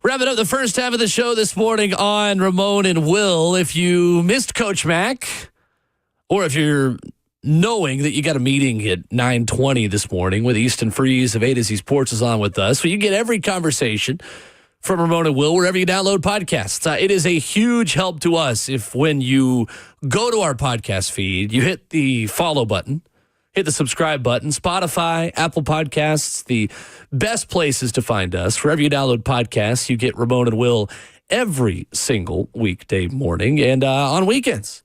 Some best ofs that are put together for you as well. Kevin Dyson, Will Boulding here with you, 615-737-1045, our number. The injury scares, Dr. Dyson, at this point of camp can take years off of coaches' lives. And that is what happened yesterday with Ravens quarterback Lamar Jackson, who says he is fine. Well, a team spokesman says he is fine after getting his foot stepped on in Wednesday's practice. Lamar is not a guy that misses a lot of time, but I feel like Robert Walsh, our resident Raven here in the building, talks about how he's sick a lot. Like it's the immune system. It's just there's always just kind of something lingering with Lamar of like, just put him in bubble wrap. But two-time MVP, of course, was knocked to the ground about 90 minutes into practice yesterday. And then before walking off the field, it looked like he was flexing his right wrist. Hasn't missed a game since 2022. Apparently he is fine. When quarterbacks end up on the ground. Yeah. That's when, obviously, we learned at Titans practice this week as well. That is when fights start. Of course. It's when gray hairs pop up. We don't expect the quarterback to be in them, but yeah. You know, somebody like Jackson, who is, I mean, I don't know if there's another player on a team that's as significant to that team's success as him. The entire offense is built just to exactly what he does. Yeah. Allen, Mahomes, I don't know if they're even to that extent. And especially, you know, so I can imagine the breath that was being held as he was laying there. You know what I mean? Because your season, and again, we talked about being optimistic going into the year, is like, oh, crap, what are we going to do? And everybody wants to get off to a fast start, right? Very rarely do you start like we did back in 2002, 1-4, and make a run like we did. You know what I mean? You know, it's just hard to get out of that gutter. It happens, but it's much more difficult. You want to get off to a fast start. So, or at least a medium start. You want to be at least 500. You want to be 0-4 or 1-3, you know, that sort of thing. But, yeah, man, I think even now, as we've talked about in preseason and inconsistent play from the backup quarterbacks, how important Cam is and how important his health is, you know, going into this final preseason game. 100%. The New York Jets had a secret practice on Sunday. This is so odd to me, but it's kind of cool. So no media was present, no assistant coaches, Aaron Glenn and the players. This started to leak out a little bit yesterday with a handful of veterans saying they had never been involved in a player-driven practice. Corner Brandon Stevens quoted as saying, personally different because he never experienced that. No coaches out there. He's played 4 seasons in Baltimore. Aaron Glenn, the head coach, just players. Aaron Glenn kind of let his team have it after Saturday night's 31-12 loss to the New York Giants. But it had been planned ahead of time. Apparently there was a purpose behind it. Andre Sisco, safety, said Aaron Glenn said it was something he envisions this team being, player-driven team. Michael Carter quoted as saying the great players are great teams are player-led. So the practice was initially on the schedule. Then it was removed about a week beforehand. Training camp practices have to be open to the media according to NFL rules, but walkthroughs can be closed. So Aaron Glenn didn't talk about it, and this just leaked like 3 days later. Were you ever a part of a player-led walkthrough like this? No, but I get it. You know, he's trying to establish, like, this is you guys' responsibility. If we're going to win, it's on the players. Like, coaches call plays, but at the end of the day, execution is from the players. And I see what he's trying to do. He's trying to let them know you got to police from within. And I'm thinking about some of the better teams that I've been on, especially in the National Football League. The coach didn't have to say much. We knew. You know, the expectation was there. The responsibility was there. You didn't want to let that guy to your left or your right down, so you picked up your level of play. And so it was player-driven. It wasn't just coach always trying to pull something out of you or try to maneuver plays like that, because a lot of times, you know, it's got that old saying, just roll the ball out there. You know, they'll figure it out. Yeah, there's some of that when you have a player-led team where they build that thing together. And you think about where Aaron just came from and how they built that thing in Detroit. He's seen it. He's seen the guys that take ownership and build that thing into a viable, competitive team that is on everybody's list to potentially move and make that jump to the Super Bowl. If anyone's going to be successful in New York, I think Aaron Glenn can do it. I sure hope so. I think he is the kind of no-nonsense, we're going to do it my way or no one else's way coach that organization has needed to look the owner in the eye and say, no. Yeah. Honestly. I mean, because it just feels like as long as Woody Johnson has his hands all over that franchise and that team, things have been dysfunctional. Things have been, I mean, with Aaron Rodgers, obviously, it was awful. But I like Aaron Glenn a lot. I know a lot of people within the Titans organization really liked him as they had their search a couple of years ago that brought them Brian Callahan. But that was always interesting to me, the fact that Aaron Glenn was the first name that came up here when Mike Vrabel was let go and they went through that process. And Aaron Glenn was kind of that first reported name of like, hey, the Titans really like this guy. In a league that really loves and is obsessed with offensive play callers as head coaches and young offensive minds, there's still a lot of defensive minds that know what they're doing as well. And you know what I think about that whole practice thing and just him is he has that, I've done this in this city, in this uniform. Right. I've told people he was one of the best corners I ever played against. Really? Yes. The amount of intelligence and quickness that he had. He wasn't as fast as me, but he was intelligent. He was quick. His footwork was phenomenal. But he also knew every trick, every route combination. He was on it. He was good, man. You had to be on your P's and Q's to beat him. You had to be technically sound. But I think that's why players are gravitating towards him. That's why he's able to do something like that, because he's like, look, I get it. You can't tell me nothing I don't know. I've already been in your shoes. I've done it.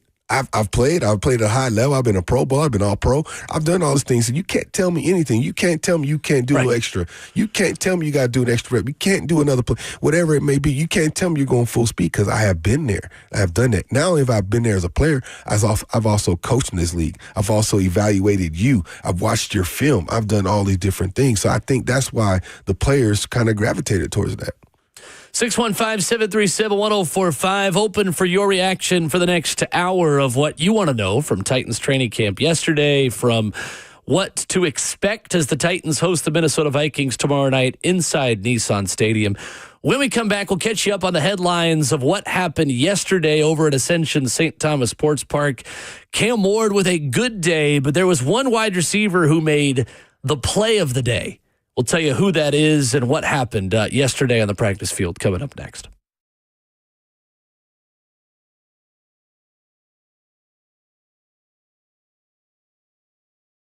I love living in Middle Tennessee. We've got great restaurants, entertainment, sports, and one of the nation's top Ford dealers right here in our backyard. Two Rivers Ford. Remember that name.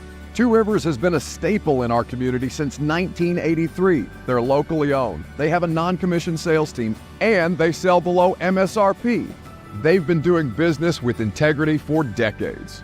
Two Rivers Ford, the South's most trusted Ford dealer.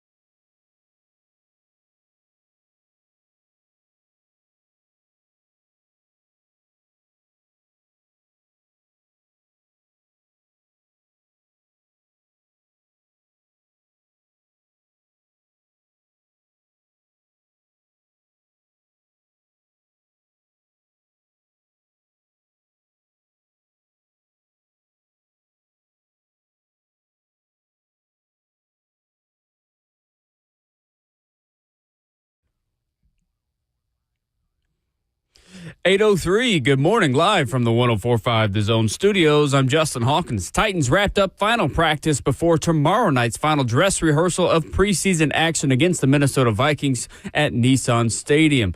The Titans will go through a walkthrough today. Yesterday, cornerback Sneed returned to practice field yesterday for the first time in almost a year since going on IR due to a quad injury he suffered last October. Sneed spoke to the media after practice and said that he's confident he'll be ready for Week 1 in Denver, which is 17 days away. Sneed also stated that his quad injury is completely behind him and a non-factor to this point. Week 1 of the NFL season officially kicks off 2 weeks from today as the Dallas Cowboys take on the Eagles in Philadelphia for Thursday Night Football. In the NFL news yesterday, a couple trades that went down. Kansas City Chiefs trading former second-round pick wide receiver in 2022, Sky Moore, and a 2027 seventh-round pick to the San Francisco 49ers for a 2027 sixth-round pick. Moore has 43 receptions for 494 yards and a touchdown in 36 games played. Also, Minnesota Vikings are trading defensive tackle Harrison Phillips and a 2027 seventh-round pick to the New York Jets for a 2026 and 27 sixth-round pick. For all your foundation repair and waterproofing needs, you got to go to USSTN.com. Breaking news at once on your home for the Titans and Vols.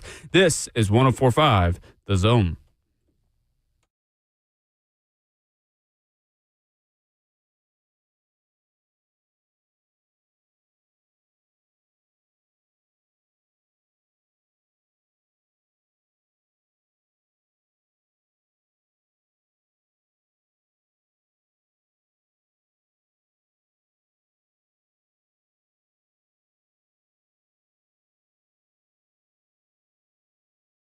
Ramona Will, 104.5 The Zone, fueled by Scooters Coffee. Second half of the show off and running.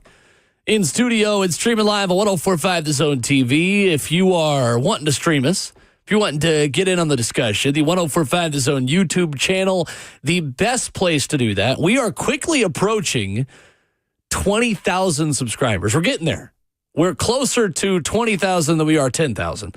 At this point. It's a goal for us by the end of football season. So if you are there, we know a lot of you watch every morning, and then we'll say, hey, make sure you subscribe to the channel. Then you'll comment and be like, oh, wow, I watch every day. I never even subscribed. That's on me. Don't be one of those people. Be one of the many subscribers of 104.5 The Zone on our YouTube channel, youtube.com/1045 The Zone TV, where you can find us. We got Dr. Kevin Dyson filling in for Ramon Foster this morning. Justin Hawkins is our producer. I'm Will Bowling. 2 hours down. Dr. Dyson, 2 more to go. It's been a fast show this morning. It goes by fast, man. You don't realize it. You know, if you say 4 hours, it's a lot to talk sports. Yeah, but, right. Man, it's shooting by. Absolutely it is. So we've got Easton Freeze coming up in hour number 4 at 9:20. He had a great piece at A2Zsports.com, a couple of them specifically in the last 48 hours about what to expect from roster cut down day. And the Titans shopping the waiver wire coming up next Tuesday. Very different, Kevin Dyson, just the process of preseason and the way this final preseason game kind of shakes out. There's so many battles that get to continue because you don't have multiple cut down days before this last preseason game. I'm always curious, and I asked Coach Mack this in the last hour, how much the last preseason game makes a difference. Like for you, do you feel like all 3 preseason games are kind of weighted equally? Or does this last one kind of mean the most like a final exam, so to speak, of, hey, everything you've learned, you're putting it to the test, and this is your biggest opportunity to help yourself. Yeah. You know, I think, to your point, I think the vast majority of it has been decided. There's probably 10 guys, depending on waiver wire and do you change my mind on this last night, that are in that conversation for that final roster spot. And we've seen it. We've seen guys that, you know, they had that spotlight night. They made the plays, and they could have been close, and they made it hard for somebody to say, you know what, we're not going to let this guy go. Drew Bennett, if you remember his last preseason game of his rookie year, he came out and he had a great night, and we ended up keeping one more receiver than we had any other year before. Wow. And then he ended up being a great Titan football player. Absolutely. So I think there's that, as we were talking to Mack about, there's that last, 10 guys or so that is there something out there that I'm interested in that adds depth or more quality of depth versus I've invested in this time. He knows our offense. He knows our defense. I bring these other 6 guys in. There's a learning curve with all that and all that kind of thing. So it's going to be interesting to see what happens this weekend because we've been talking about it. I think that first 30-22, I think most people feel pretty confident and pretty good in. I think it's the latter part, that middle part, that 35, 36, 40, 45 guy. Is that where we're good? And then, of course, the last 5 or 6 guys. Solid day at the office yesterday for quarterback Cam Ward. Jim Wyatt had him 3 of 7 and 7-on-7 with touchdown tosses to Chig Okonkwo and Bryce Oliver. 15 of 22 on the day for Ward, according to Jim Wyatt. 12 of 15 in the team periods. He overthrew an open Elikiah Manor, but overall was solid. Chig Okonkwo had the first catch of the team periods. He also had a touchdown on the first play of the 7-on-7 period in the red zone. 3 total catches for Chig, who had a good day. Another tight end in Gunnar Helm, the self-proclaimed dog by Cam Ward. Great pass breakup by Cedric Gray in the back of the end zone on Gunnar Helm. I was looking at Ross, one of our producers here, watching practice him yesterday. I was like, you know what? I'm all right with that. Because I'm okay with Cedric Gray kind of becoming more comfortable in coverage. As much of a thumper as he is, his ability to jar the football loose at the back of the end zone, a good step for him.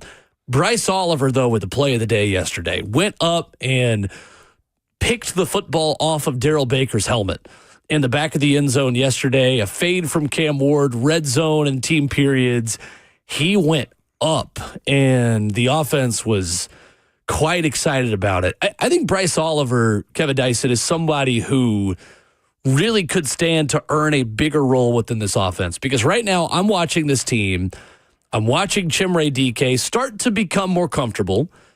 Elikiah Manor has shown us some really good things throughout the entire offseason, but things are just a little bit off with him. We're going to talk more about that coming up here in about 10 minutes.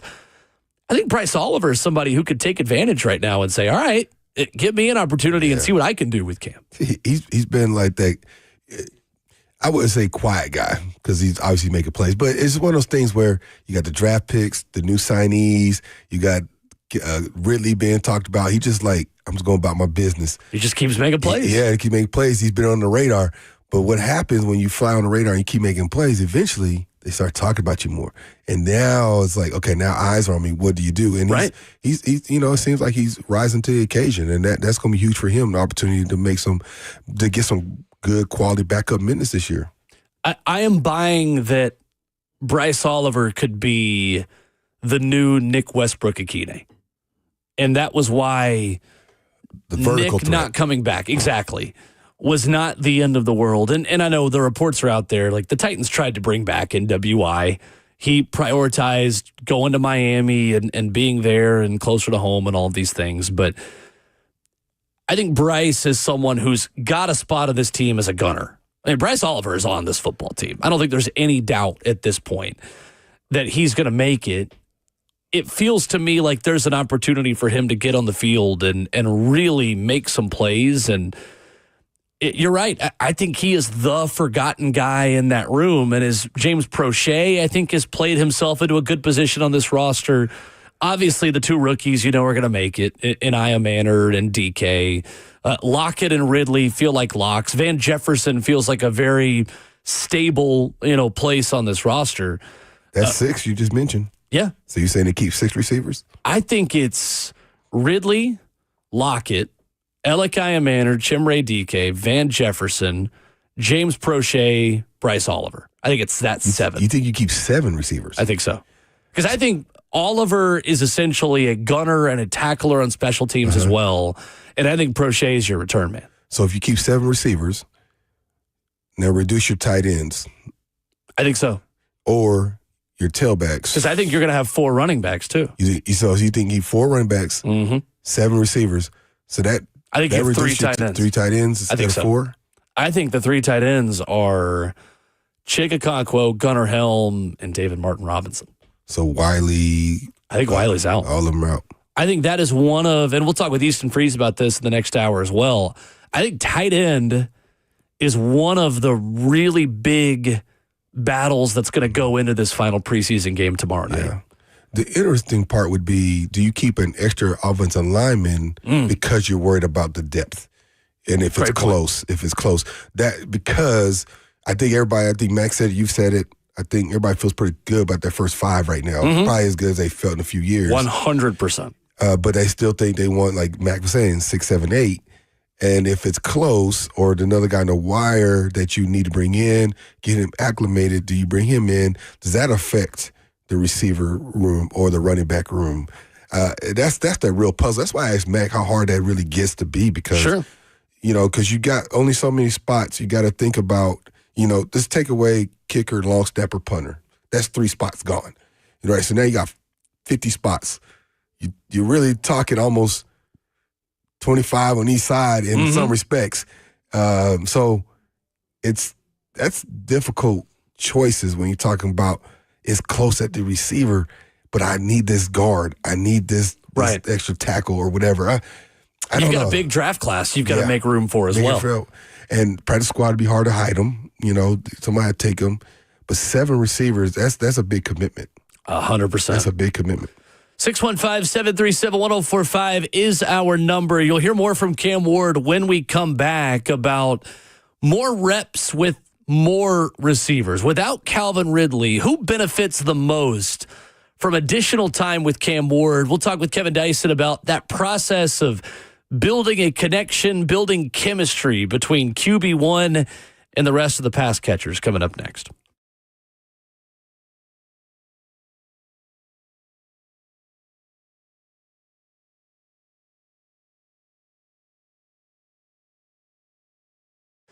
Hey, it's Will Bowling. Are you having home electrical issues? Well, available 24/7. The Lee Company team handles electrical problems and more in short order. From routine repairs on outlets and switches to fixture upgrades and generator installations, Lee Company's award-winning electricians will get the job done right the first time. Anytime I'm around the house and I'm trying to fix the electricity stuff that's not working, I'll be honest, I'll end up making a lot of the other lights go out. The lights that were working the right way, the switches that were working the right way. When dealing with electricity, you need an experienced pro. You need the pros over at Lee Company. Head online to leecompany.com to schedule with an experienced electrician. You can contact Lee Company 615-567-1000 for all your home electrical needs as the summer continues. That's online at leecompany.com. Lee Company, all you need.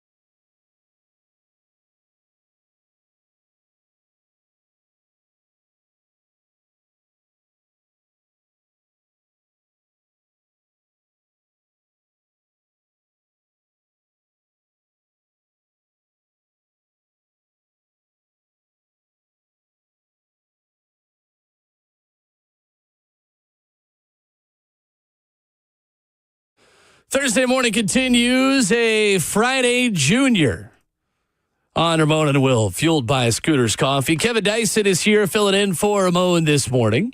We've got Easton Freeze of A to Z Sports coming up at 9:20. Your thoughts of the F&M Bank Chat, Facebook Live, YouTube, Twitter, and Twitch. Wide open for your comments and interaction. So Cam Ward is trying to build chemistry with receivers not named Calvin Ridley. This is, I think, a better problem to have than what we had this time last year. Because Kevin Dyson, last year, we were talking about when is when is Will Levis going to figure out what Calvin Ridley needs and wants? Mm-hmm. When are those two going to get on the same page? We know already Calvin Ridley is going to have a monster season if he stays healthy. Like it is the thing that I am most confident about with this football team. Those two have been consistent. There have been explosive plays. There's been quick game. Like there are moments where Calvin Ridley turns around and the ball's right there. Mm-hmm. I'm not seeing that yet with some of the younger guys. And I think now with Elikai Manor and Chimere Dike starting to work more with Cam, there's just still an acclimation period that's got to be there. How much time, Dr. Dyson, for you, do you think it's going to take for Cam and some of his younger receivers to get on the same page and start to build the same level of chemistry that Cam's got with Calvin? That's hard to equate to a number just because we're getting into the regular season and you get into specific game plans week to week. And so the opportunity for individual reps like they are in the offseason, like they are in training camp, they reduce, right? Because you're in game preparation mode. Now, you can go do routes on air with each other before or after practice, just kind of get a sense of how your body moves and things like that. And then you'll do 7-on-7 and team drills and stuff like that. But it's different than game speed, right? We were just talking about it. It just, everything elevates a little bit. So now it becomes about my familiarity and comfortableness with what's in the huddle with me. And so that's where it comes down to. So to put a number on it, it's going to take a little bit of time. But as we talked about it, every now and then you got to take that other club out your bag, and that club has to perform. And I think he's going to have to trust some guys from time to time that they're going to have to perform. Even though I got this rapport with this guy, I'm coming to you. Here's your opportunity. I need you to perform for me. It feels like Cam Ward throws with so much anticipation that timing and understanding of a quick out route against certain coverages, how many steps, how deep is that? Mm-hmm. Like for Elikai Manor yesterday in red zone, there's a play where he's split out to the right side. It's an out route to the far side pylon, and the ball's already there when he turns, but it's kind of up and away from him, and it's not even, he doesn't have a chance to catch it. Not that it was super inaccurate from Cam. It's just not where I think Alec expected it to be, where his break was a little bit quicker and more maybe back versus it was more of an even break versus kind of slanting up a little bit where Cam was trying to lead him a little bit more into the end zone, and Alec's almost running parallel with the goal line. Yeah. To me, it's just a tick off. That's kind of my main thought about those two specifically. And I have confidence it's going to get there because we saw it a little bit through mandatory minicamp, through OTAs. Elikai Manor hit the ground running quickly. Elikai Manor against backup Titans DBs with Brandon Allen and Tim Boyle and now Trevor Siemian has made plays consistently. But with Cam, it feels like that process is just kind of starting because now Cam's the one throwing to him, not Brandon Allen. My question is with Alec, how much, Dr. Dyson, do you have to just throw it out there and say, figure it out with live reps? Because it's not totally working yet, but don't you have to kind of learn this in regular season game settings? Like, how else can this really process take off for those guys? Yes. You do have to learn this in game mode. However, there's a big old BUT on this. Mm-hmm. There are some things that you get from experience of playing this league that comes with the repetition of it all. And again, we talk about the familiarity and the veteran versus a young guy. For instance, you talked about his angle on his break and where the ball was in relation to where he was. And I don't necessarily know because I wasn't there in the play, but I'll just tell you this. For instance, if you have an outcut or of a sort, a lot of times we are told or coached, I should say, and you learn this, it's an outcut, but you're almost making your way back downhill. And that helps with the separation between you and the DB and where the ball, you're anticipating the ball. Now, I don't know what the route was. I don't know. He may have been running the wrong route. It might have been a it may have been Cam's fault. It might have been Cam's fault. Right. I don't know. But my point is saying a veteran and that familiarity with what you can and cannot do, how I can adjust on certain routes, familiarity with body language and things of that nature. Veterans and experience, and he'll probably get there mid-season. They're like, okay, I see what you're saying now, or even sooner. That's what that experience teaches you, and that's why young quarterbacks tend to, they find a veteran receiver that they get familiar with in their body language pretty quick because they understand separation and things of that nature. When you're one of the more talented players on the field, say in college, and you're a big guy, and it doesn't matter your separation, sometimes you don't have to worry about that little 45-degree slight bend back towards the downhill side of your cut because you're just going to make the play. You're so open. So open. But right. in the pros, open is really a half an inch, and you got to make a play. Because he just so happy he can't get his hands all the way across your body to get a finger on the ball, and you still got to make a tough catch. And that's why little experience and little details like slightly coming back help you make plays. This was Cam Ward talking about this yesterday. More reps with Calvin Ridley being out. Oh, yeah, for sure. I think it's more reps I get with those guys, Van, Chim, Alec, then Bryce as well. So I just think all of us, the Red being out right now, just helping, us get a deeper relationship, just timing-wise on routes that I probably haven't thrown them this whole training camp. So it's been good for us to get to work together, but I'm excited to get Red back out there as well. You feel great about Ridley. I think you feel great about Tyler Lockett within this offense as well. And Lockett is such a technician that he's used to the second he's open, he turns around and the ball's right there. Mm-hmm. How much does a quarterback, just through communication, for you as a wide receiver, tell you what he wants? Like, how many of those conversations do you think Cam is having with Bryce Oliver and Alec Iamander and Chim DK and Van Jefferson, whom he mentions, to say, hey, on these routes and against these coverages, this is what I want from you?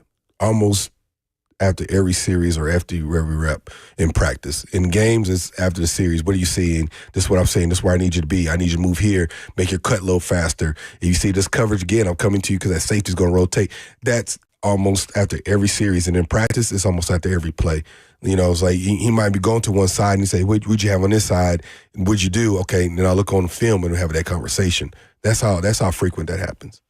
So what has been your first impression watching some of these young receivers? What do you like about DK and Iamander? They're playmakers, and that's what you want. You want guys that have the ability to make plays and go up. And you talked about Oliver earlier, another guy who made a big play. And I think that's one thing you want to see consistently. NWI being gone was the lone vertical threat last year. Not that Ridley wasn't. He just didn't seem to get a lot of opportunities vertical. And NWI was one of the league leaders in vertical touchdowns and things like that last year. And so you want guys that are going to win in the red zone, win the 50-50 ball, and those are two critical components that I feel like they probably want to get a little bit better at. And then of course, you're going to do your staple of offense. You're going to gimmick some releases for Ridley and some routes and things like that to help him get open. But when it comes down to you lined up, me against you, I'm going to give you opportunity. You got to make a play. I think for Chim DK specifically, a lot of what he thrived at in Gainesville was deep crossers. Mm. Cam Ward loves a deep crosser. And Cam Ward, between 10 to 20 yards downfield over the middle of the field, that is when he is at his best. Yeah. I still think there is an opportunity for DK as the season goes to start to take over that spot along with Tyler Lockett. I think what you love about DK and Manor is the versatility of where they can line up. It's what you love about Lockett. It's what you love about Ridley. Clearly, this organization has prioritized that positional versatility. Chimere Dike can be an outside receiver who can take the top off the defense from the outside. He can play inside and try to beat a smaller nickel and be able to get some separation right off the snap. And Alec Manor is almost like a power forward that's boxing out smaller DBs to get the football. What I like about Cam is that level of anticipation that he throws with. And to me, that's what separates Cam already from Will Levis. Mm-hmm. Will would throw to you when you were open. Will would predetermine a lot of his reads before the snap. And that's why I think last season we saw such inconsistency from Will Levis. Was a lot of his good moments were just when the plan worked. Yeah. When the plan didn't work, it was like disaster, right? That's when he was trying to do too much. He'd turn the ball over. He'd take sacks and what have you. Or he'd throw a pick straight to you because he thought he had cover 3 and he had cover 2. Yeah. And things of that nature. That is where Cam, I think, gives me hope that he is already throwing guys open and already throwing with a level of anticipation that is very rare for a quarterback of his age and his experience level. That's what gets me excited that with time, I think Manor and DK and these young guys, I think they're going to figure it out. They just haven't quite gotten there yet. You know, when you have confidence in your ability or where you're at in your game, you tend to, and I'm going to say this, and I don't mean it in a detrimental way, take risk. But they're not risk to you when you have confidence in what you're doing. You know what I mean? Like, so you 100%. So you throw a guy open, you know it's tight coverage, you throw in that window like you talked about earlier because you think, I'm confident I can get that ball here and I'm confident that guy's going to make that play. As opposed to, this guy's not open, I'm going off or I'm going to make the bad throw. And I think that is where we're at with Cam. He has his confidence level is off the charts right now. And that's good. That's what you want him to be. Not in an arrogant way, just in his play and his ability and in the offense. And I think that is the refreshing part going into this season is I don't think the confidence level that we seen from the fans, from the organization, even whether they admit it now or not, going into last year, it was kind of like, well, we hope we think he has the ability and we hope. I think the confidence level in Cam seems different.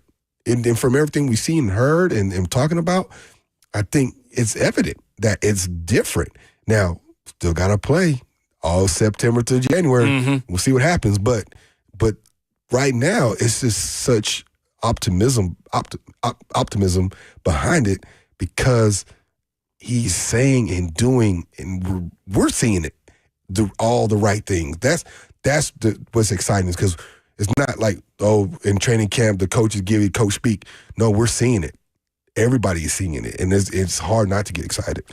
I think you saw him really finish with a good final training camp practice yesterday, and of course, there's still weeks to go until the Titans open up the season against the Denver Broncos. Still have 17 days from that. We're Chim DK days away from Tennessee Titans football. But yesterday being the final practice of camp, I'm seeing such a growth in Cam's timing. I think that was the thing that really stood out to me watching him live in person for the first time over the spring and early summer was, man, this guy throws with a level of timing and anticipation that I'm not used to for young quarterbacks. Yeah. Like I'm used to Will Levis double pumping and standing back there and then finally rolling out of the pocket and then just throwing it away. Yeah. Or before that, Malik Willis, who really struggled with timing on getting the ball out on time. Because as you mentioned, the tempo of how quickly the ball is going to come out in an NFL offense is so different than a college offense. We saw Cam take a little bit of a step back to the middle of camp as Denard Wilson started to throw different exotic blitzes and things at him. That was planned, by the way. 100%. Callahan told him to, guaranteed. 100%. And they script probably bad plays against that defense, just see how he respond. I think you're starting to see Cam finish camp having learned some lessons from that difficult middle stretch. And I think you see improvement from practice one to the final practice yesterday, the ball is out on time. He's consistently having to go to his second read and finding them. It's not perfect. It's not going to be perfect. Right. Maybe not until year 3, to be honest with you, because he's still a rookie quarterback, and that confidence will get him in trouble every now and then as well. But that, I think, is the next step. When he starts to find these young receivers and his rookies and Bryce Oliver and everyone not named Calvin Ridley becoming more of a big part of this offense, I think that's the next step. And again, I keep going back to, and Mack said it, expectations. You want to see progress in the right direction. And I made the comparison to, do you want a season like VY had his rookie year where you got the wins, but not necessarily the statistical numbers and things of that nature. And I think the most recent memory of success from a quarterback standpoint, especially in a familiar position like his, being number 1 overall, Caleb Williams. He had some struggles early on. He played balls out later. And then he had some struggles, and then he went all out again. And I think for Cam, what you want to see, obviously, is that progression towards the positive. But the expectations, I feel like people are like, well, it's still got a young team and things of that nature. And I feel like I'm going now to Jaden Daniels. I feel like that's what it was with him in Washington. And not only did he exceed kind of those expectations, he made people question why he wasn't the first pick overall because he was playing so well. 100%. So and again, if you're a fan of the Titans, if Cam comes out and has a Jaden Daniels type year and is in that conversation, and even Stroud a few years ago had a phenomenal rookie year, having that kind of year, it's hard not to get excited. You imagine how optimistic they are in DC right now? I'd sign up for that 100 times out of 100. Right. I think it's a very high bar to meet that's going to be very difficult to reach. But that's the bar now for these top quarterbacks. That's August in the NFL. Yeah. We got everybody 0-0. Yep. And that's the bar. And 100%. even Jaden Daniels, as phenomenal as his year was last year, people almost forgot. Caleb Williams actually had a decent year, considering. Didn't turn the ball over much. No. He took a lot of sacks. He did. But for a rookie that was coached by a guy in Matt Eberflus, who's a defensive coach and a offensive coordinator, and Shane Waldron, who lasted to week 9? Yeah. And with multiple head coaches and multiple play callers in one season, you're right. He was pretty excellent. He was. And people don't get it because he didn't equate to the wins. Right. And things of that nature. And then some of his bad was really bad. Right? And Jaden Daniels' bad wasn't that bad. Sure. And he also used a lot of his legs. They both used their legs pretty well. Right. But that's why them two are the most recent comparison. Number 1 pick overall, who had a good year for a number 1 pick overall. Now, we'll see if that translates into year 2. And I go back to Stroud, who had a very good rookie year.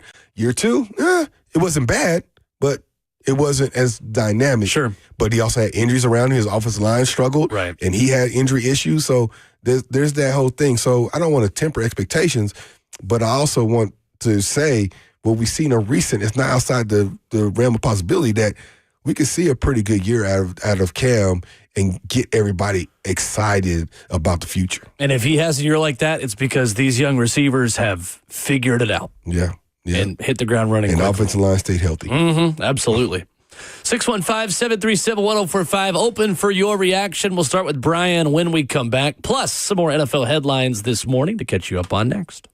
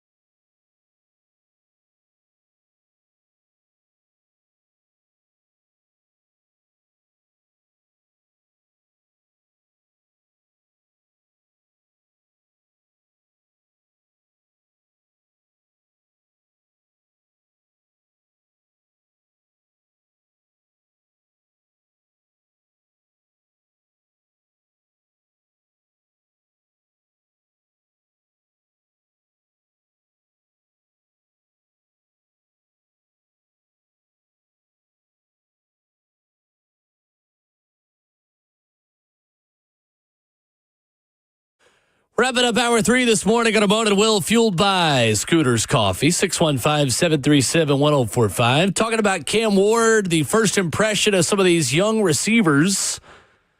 As Cam says, the live reps are helping him starting to build some chemistry with some new guys. Let's go to the phones. Brian is in Nashville, wanting to talk about the Titans' defense this morning. Go ahead, Brian. Hey, morning, fellas. Morning.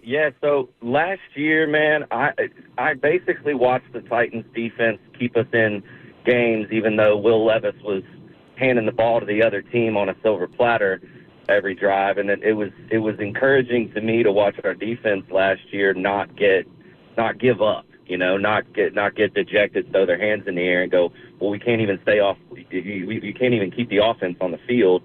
These guys are going out there in the third quarter and they're 50, 60 plays in in some games. So I may be overestimating that. But I was listening all day yesterday and it seemed like every show was kind of, dogging on the defense and saying defense is going to be the problem this year. And, man, I feel like with a little bit of momentum and the offense, if they can just stay on the field for a little bit, I feel like the defense from last year, that even though, they had some holes, man, those guys were able to stay in games that mentally they could have checked out of. So I just think we got some dogs on the defense. We got some good leaders. Yeah, we might have some holes. We're not going to go out there and beat elite teams, but I think we got a really good chance to go out there and surprise some folks next year. I just want to hear y'all's take on it. Yeah, thank you, Brian. Appreciate the call. I do think there is more depth on offense. I agree. Than there is on defense. Some major decisions on offense. Right. But there is more top-end talent on the first line of the depth chart on defense than there is offense. Yeah. Like, I feel better about the defensive starters, but I feel better about the offensive depth. I do think this team is better at linebacker than it was a season ago. I think Cody Barton has been excellent. I think he's an upgrade on Kenneth Murray. I just think the reason why some may be down on the defense is because we don't know how they're going to get pressure on the quarterback. Mm-hmm. And without Harold Landry, with Draymond Jones stepping in for him, with Arden Key, with Femi Oladejo, who is a work in progress, as someone who only played 10 games at edge rusher in his entire college career, I think it's fair to assume there's going to be some growing pains with a defense that, let's face it, we don't know what we're getting from L'Jarius Sneed, and we don't know who's going to get after the passer. And those are two critical positions in the National Football League. And they work together with each other, too. Together with each other. I think, and you talked about Denard and his ability to drum up some schemes and get after the quarterback a little bit, and that becomes evident. But it becomes strategic and being smart, too. So you don't want to just put yourself in a bad position, especially you don't have confidence in the guys and what they're doing on the back half of that. Not to say that they don't, but that's what it is. If the first few guys go down, do you feel confident enough to continue what you're doing with the depth that's behind them? And that remains to be seen. And we keep talking about this roster, and tomorrow may or may not be a make or die situation for a lot of guys. But they're looking for quality depth at certain positions. And there might be a pass rusher that goes, that gets released. I think that's very likely. Quickly. And that there's what? We'll try him out. Absolutely. And see what happens. And if he comes be productive, then now that's a win. Mm-hmm. So I don't think that to this point, anywhere in the National Football League, people make moves all the time. Whatever that 53 is this end of this weekend, that might not be the complete 53 by week 1. I agree, and I think especially with the number 1 spot in the waiver order. Yeah. I think they could have as many as 9 or 10 guys who are on other teams right now make this initial 53-man roster. Yeah. I think it's that much. We'll talk with Easton Freeze more about that coming up in a half hour, coming up in hour number 4.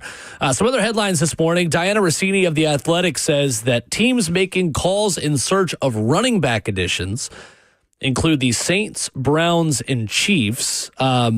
I'm interested, Dr. Dyson, in the Titans in the running back position because of Tajay Spears' health and I think his lack of availability for week 1. Do you feel comfortable rolling with Pollard, Chestnut, and Mullings to start the season? Do you feel like the Titans could be a team that's shopping on the waiver wire for running back help? I feel good with those guys backing up. And then Chestnut, I think he's earned, obviously he's kind of further back on the depth chart, but we've seen him come in and spell for a rep here or two or there.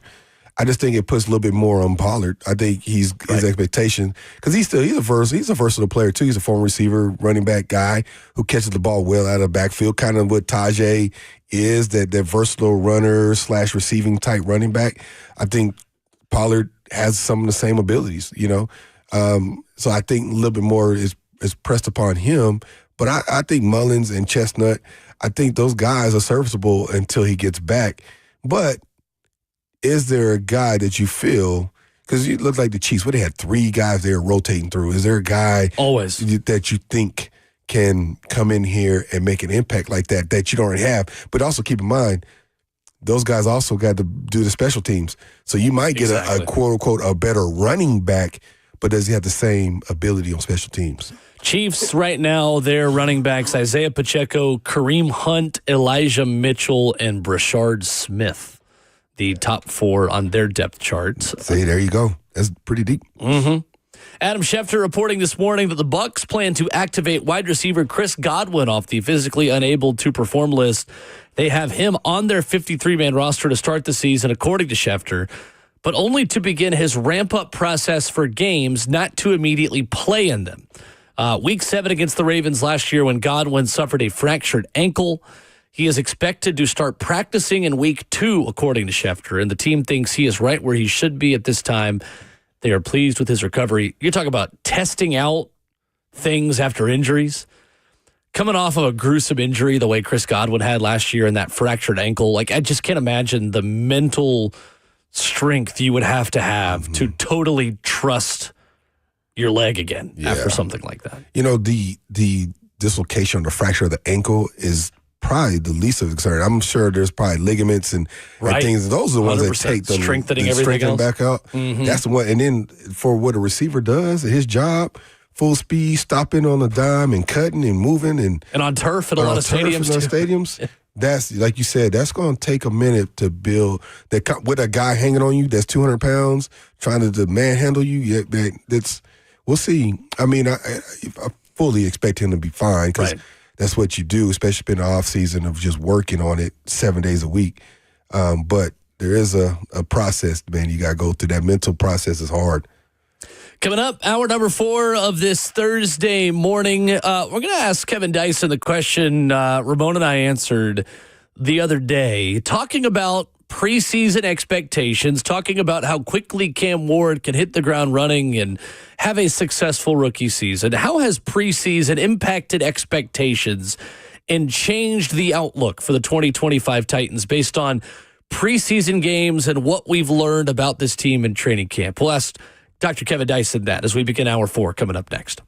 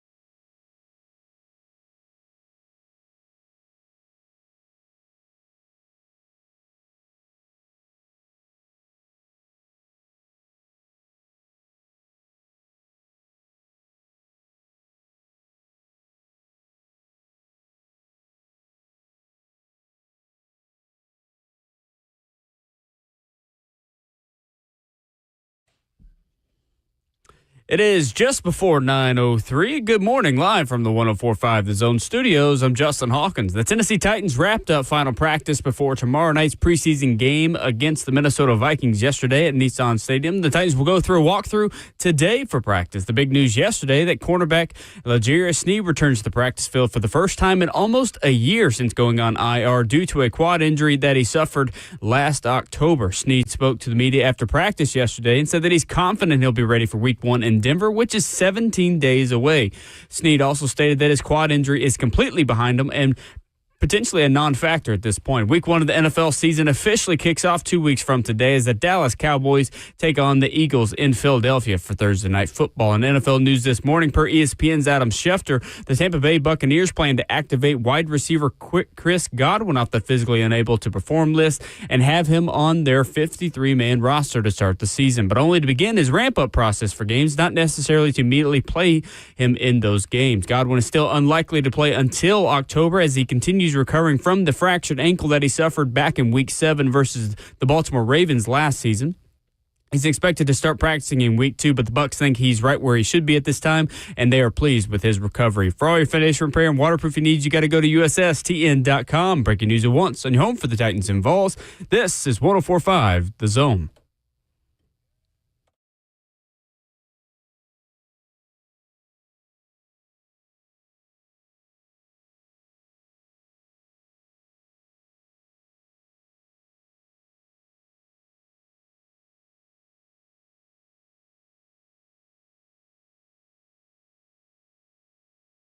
Off we go into the fourth and final hour. Ramon and Will is fueled by Scooter's Coffee. Visit a locally owned location near you in Rivergate, Smyrna, Brentwood, White House, or Mount Juliet. We've gone from caramelicious to French vanilla coffee this morning.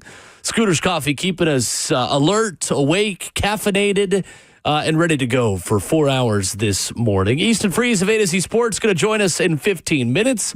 If you missed Coach Mack earlier this morning, you can get that wherever you download podcasts, as well as every segment and every conversation here on the show, Apple Podcasts and Spotify, where you find us. Kevin Dyson is in for Ramon Foster, Justin Hawkins, our producer. I'm Will Bowling. Dr. Dyson, we had this conversation the other day about how preseason has changed our expectations, kind of a vibe check for the fans, if you will. How are we feeling at this point? I'm curious to ask you the same. How has what we've learned about this team changed your outlook and expectation on how good they can be and what your expectations are for 2025? By the way, Utah's playing at UCLA. I know you were worried about that. Oh, yes, now, perfect. You know, we open up at UCLA. Yeah, it's a big one. But okay. Well, then I'm a big Utah fan. Let's go use. Let me slide that in there right quick. We talked about Cody Barton a little bit ago. That was your opportunity then to mention. I should have jumped on that one. Go use. That's right. I think the optimism starts with the quarterback, and this news storyline coming out of there is so positive and upbeat that we need to feed off of that. But I also hearing this other murmur of let's temper expectations for whatever reason. It's like it's this high, loud, boisterous, we might have our quarterback of the future. He's looking really good. Then it's like, well, we still got some things on the rosters we got to neutralize and figure out and blah, blah, blah. So it's just like we have high expectations and really optimistic, but and you know what I mean? And so for me, I'm similar to Coach Mack at this point, right? I just want to see progress in the right direction. What I don't want to see is a lot of roller coaster, the ups and downs, the pitfalls of a season. There's going to be those, but you don't want to see that the whole year. You know what I mean? And you don't want to have a year like you had last year where it was seemingly down the whole time. So I just want to see them trending in the right direction. And it's not outside, to me, looking at that schedule, outside the realm of possibility to have some sort of optimistic expectations to have a positive outlook going to the midway point of the season. If you go to the bye week in Week 10, you got the Colts twice, the Pats still trying to figure some out, the Raiders, the Cardinals, which their defense is pretty good. We'll see. Right. We talked about the Broncos, the Texans, and the Rams. And I think the Chargers are in that too, the Chargers are in that as well. So I think, man, if you look at that schedule based on recent memory of those teams, it's not outside to say you could be around that 500 or better range.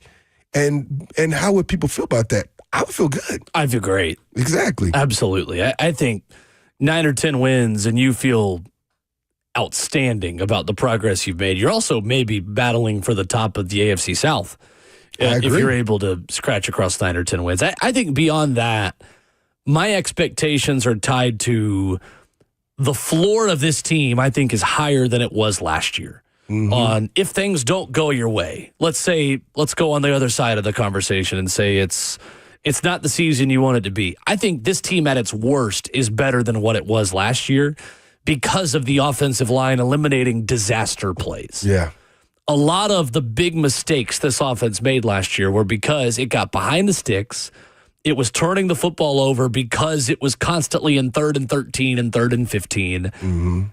This offensive line has exceeded my expectations on how quickly it has given Cam Ward some clean pockets. And that's not to say Dan Moore is going to be perfect at left tackle. I still think there are likely some growing pains with J.C. Latham on the right side. He's not a finished product by any stretch of the imagination. But he seems more comfortable. 100%. Watching Lloyd Cushenberry this week, he looks excellent. Excellent. Now, conditioning's got to get there. It's not full contact. We'll still see. And I'll still remain skeptical on him playing week 1 in a big, big way until I really see a little bit more. But early returns on the center 3, the center guard triangle, as Coach Mack often says.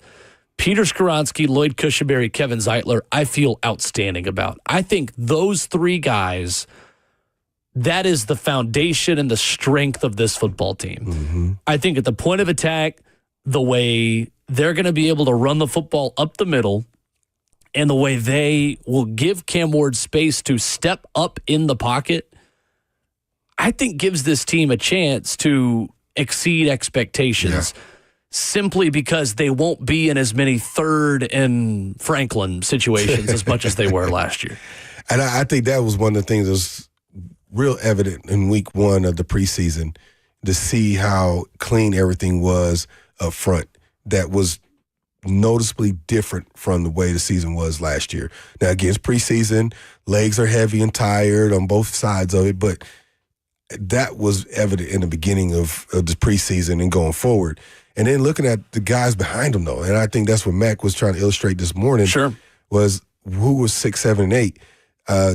You would think Jalen Duncan would be one guy that's going to be considered to be that 6th guy. And then Corey Levin, another guy who's played a lot of snaps here, is he that 6, 7 guy as well? Right. And then after that, how do you feel about the rest of them? Jackson Slater, the rookie, you think you just drafted him and he's shown promise. He's making the team. I think Blake Hance, coming over from Jacksonville last year, is someone who can play guard and tackle. And you being versatile like that helps. 100%. That probably leaves you one more spot. Yeah. And do they feel confident what they have in there? And again, I think Wire will help and change some things. It might be a tackle that they feel good to come in and be at the backup. They can play either side. Who knows? But that's I think for me, if I'm the evaluator and I'm building my roster, I solidify my linemen first. Take away Cam, Ridley, and guys like that. You're on the roster. Right. Let's solidify the offensive line, and then we figure out the other backup spots. And now you maneuver your offense around that. I agree, because at the very least, that allows Cam Ward to start and finish the season. Yeah. Like, if you go get him receivers first, you could have happen what happened to Joe Burrow in 2020. As he gets knocked out, he hurts his knee, and he can't throw to all the guys that he had to throw to. And a younger Tyler Boyd at that point who was crushing it, and T. Higgins, and the next year Jamar Chase, because he's always on the ground. Yeah. And he's always banged up and can't finish a season. You got to let Cam Ward get as many reps as he possibly can. And then in 2026, you worry about, all right, how do we take the next step in terms of who he's throwing the football to? Yeah. And a lot of that depends on how much Alec Manor and Chimere Dike take advantage of their opportunities to take those jobs with 2 hands this year. Yeah. And that's what the opportunity comes in. We're talking about, like, you're getting the opportunity now to show it. And what are you going to do with it, especially with a young quarterback back there? And again, I remember my coach, Fred Grace, always say, man, quarterbacks don't make receivers, receivers make quarterbacks. There's some truth to that, but a good quarterback can make a average receiver pretty good too. 100%. Now. But he would always say, so is the ball going to be perfect every time? Nope, but you got to make a play. He's got 300-pound linemen that run 4-4 coming after him, linebackers, everybody else coming after him. He's got a lot of decisions to process in a short window of opportunity. Your job is to get open and make plays, and if it's a tough catch, you have to make that play for him sometimes.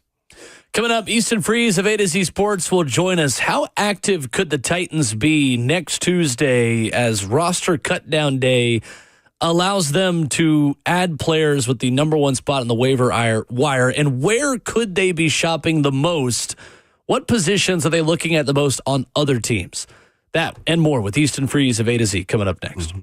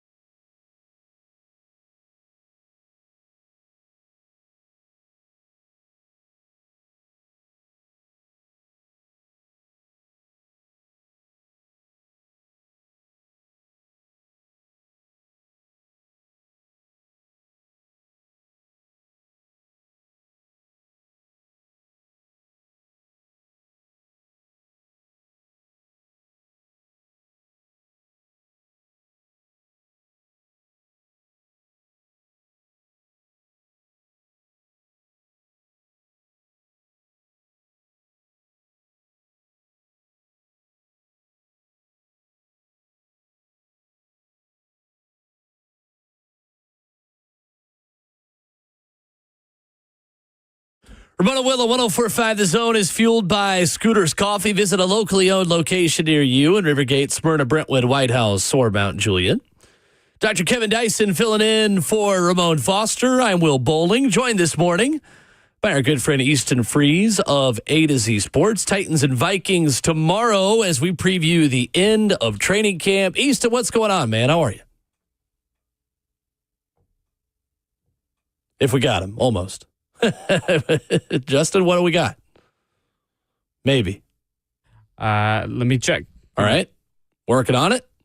Going to talk about the roster cut down day stuff. And Justin, let me know when we're ready and you've got them over there. But going to talk about where this team can add in waivers, add from other rosters, add at different positions. And Dr. Dyson, I think that's the interesting thing about this entire process to me is like there's as much as 10 spots, there's myself again, that could be added to this team. Where for you do you think the depth is thinnest that this team could shop on other rosters? Sorry. There we go. We talked about one. We talked about the offensive line, just adding that depth there. I think you got some guys that you could work with, but I think they're also going to look for maybe some guys with a little more experience or a little more compete with the guys in front of them, that type of thing. Also, obviously, you need some guys off the edge. Is there a potential pass rusher that you might be a situational pass rusher that you can use? I don't know if corner and safety or something. They feel like they've got the number 3-4 guy that they can add, especially at safety. But I think that's going to be another crucial. I think linebacker actually looks as good as it has as far as depth it has in a while. Agreed. I like what they're doing there, but and then I'll be interested to see what they end up doing with the quarterbacks. Mm-hmm. Are they going to keep all three? Yeah. Or are they going to look for another guy? Or is one of them going to go and be delegated to the practice squad? Sure. That sort of thing. So that's going to be an interesting dynamic. And then lastly, we talked about just before was the running backs. I tend to believe they'll just run with Mullins and Chestnut, but is there some guy out there they feel that is a little bit better that also could contribute to special teams and things of that nature while Tajay's on the mend? Totally. All good things to talk with Easton about, who we are getting on the phones here right now. And I believe we got him now. Easton, you got us now? Hey, guys. What's going on? What's up, man? Good to hear your voice. Look, you've been all over this at AtoZSports.com that the waiver wire is going to provide maybe an unprecedented and different experience on roster cutdown day. Great work by you at AtoZSports.com. Do you feel like people are properly prepared, Easton, for how crazy the next 5-6 days are going to be for this team as they shop on other rosters? Of course not. No matter. Of course, we could talk about it nonstop for 24 hours between now and Tuesday at 3 p.m. and it wouldn't matter. Listen, it's going to be hard to resist the initial shock reaction of some of these more surprising decisions that are probably going to be made. That's what I was trying to prepare people for in that article, and I hope as many people as possible read that and take it to heart, because I do think that that's going to be the case, that they're going to do a lot of roster gymnastics between Tuesday's cut down day and 12 days later when they're in Denver for opening day. And that's partially because of them having the number 1 waiver pick, and it's partially because of them having, I count like a dozen different spots on this 53-man roster that are eminently replaceable depending on who becomes available. Easton Freeze of A to Z Sports, our guest. So what is the position you feel like the Titans are going to shop the most on other rosters in? Is defense a position? Because if so, I choose defense. Perfect. I think that they are. I would bet they add at least one linebacker. I would bet they add at least one edge player. I would bet that they add probably at least one cornerback. Those are the positions I feel are most likely to have some depth kind of switch in and out, and maybe have a couple of guys, quote unquote, make the initial roster who are a bit surprising perhaps, and then are switched out with somebody that's signed or that's picked up on waivers. So, man, this is Kevin Dyson, man. How you doing, brother? Hey, Kevin, it's good to talk to you. You too, man. So I know you talked about this is a big year for Callahan. What do you need to see from Cam and this offense for the fans and maybe the organization to feel confident that he's the guy going forward? It's really hard to put your finger on what you need to see, because unless we're just going to talk about, they need to win at least 6 games, then it's like a more complicated conversation than I think a lot of people are having right now. The way that Mike Borgonzi and Chad Brinker, every time they've gone on the record and talked about this, the way they put it, I think, is the best way to frame it, which is just there needs to be progress. There needs to be an upward trajectory, that it's really not about the wins so much as it's about seeing that Cam Ward gets it, seeing that he is being put in positions to succeed, even if it's not quite working, that the bones of what he needs are there, and that he is understanding more each week, that he is getting more comfortable each week. I think measuring this year in terms of climate instead of weather is the right way to go about it. And not living in the same way that we were talking about the initial overreaction to the roster cut down, kind of taking it as a 2-week process of getting the roster figured out. I think the Titans fans should take this season, really month by month. I don't think living week to week with Cam Ward is going to be the way that this front office handles it. It's certainly not the way that the coaching staff is going to handle it. And I know that fans are fans, and that's part of the beauty of the NFL, is that we live and die with each Sunday. And I just think that this year there's going to be a lot of ups and downs, and that at the end of the year, when decisions are made about who stays, who goes, what they're going to do next year, depending on how, what they think their trajectory is with this team and being competitive, that's all going to be measured in terms of 17 games, not in terms of how they look in Denver, and then how they look against the Rams, and then so easier said than done. But I think seeing that Cam Ward gets it and is in a position to succeed is what matters this year. Looking at the division, and in my opinion, the division is not outside it's not unreachable, right? It's not untouchable as far as there's a top team just so far ahead of everybody else at this point. Looking at that, what is the expectations that you'd expect from a performance standpoint, and fans to say, you know what, we're going some places. They need to be middle of the road? Do you think they should go ahead? I mean, because I know we can't really say 6 wins, 5 wins. It's about progress. But what would you feel like that's a winning season if you're looking forward to what the division has? I think that the number one thing I want to be able to say with confidence at the end of the year is that, like, they got their guy, and that's again, that's a subjective thing, right? Like, I think a lot of Patriots fans after this year with Drake May that they just had feel confident today saying, we got our guy. And that's something that isn't based on the number of wins that the team had. Obviously, they did not win many games. There were a lot of bad weeks. There were some bad Drake May weeks. Yeah. There certainly was a lot of bad around him. But he did enough last year. And I think a number of Chicago fans feel this way about Caleb, maybe less of them. But I know a number of people that think that Caleb is somebody that is going to work out, and this year is going to kind of prove that. So that's the biggest thing for me is, can we at the end of the year say, man, Cam, this team, no matter what else is going on, like, they're in good shape because they got Cam Ward. I also think that extends to a lot of the other young guys on this team, because we know this team really went through 3 full acquisition cycles of slop that set them back however many years, missing on first-round picks, not really retaining anybody from 3 consecutive draft classes, spending questionable money on some free agents. I would say that being able to point to Jarvis Brownlee Jr. and J.C. Latham and Cedric Gray and James Williams and the rookies this year, Alec Iamaner and Chimere Dike and Tavondre Sweat, these guys that last year and this year were drafted to be foundational elements of this team alongside Cam Ward. If we can say about more of them than not, like, these guys are going to be around, they're going to be pivotal elements of this team on the rookie contract. A number of them are going to be worthy of getting a second contract when that time comes. Those are the building blocks that this team really needs to solidify if they're going to build back up out of the gutter.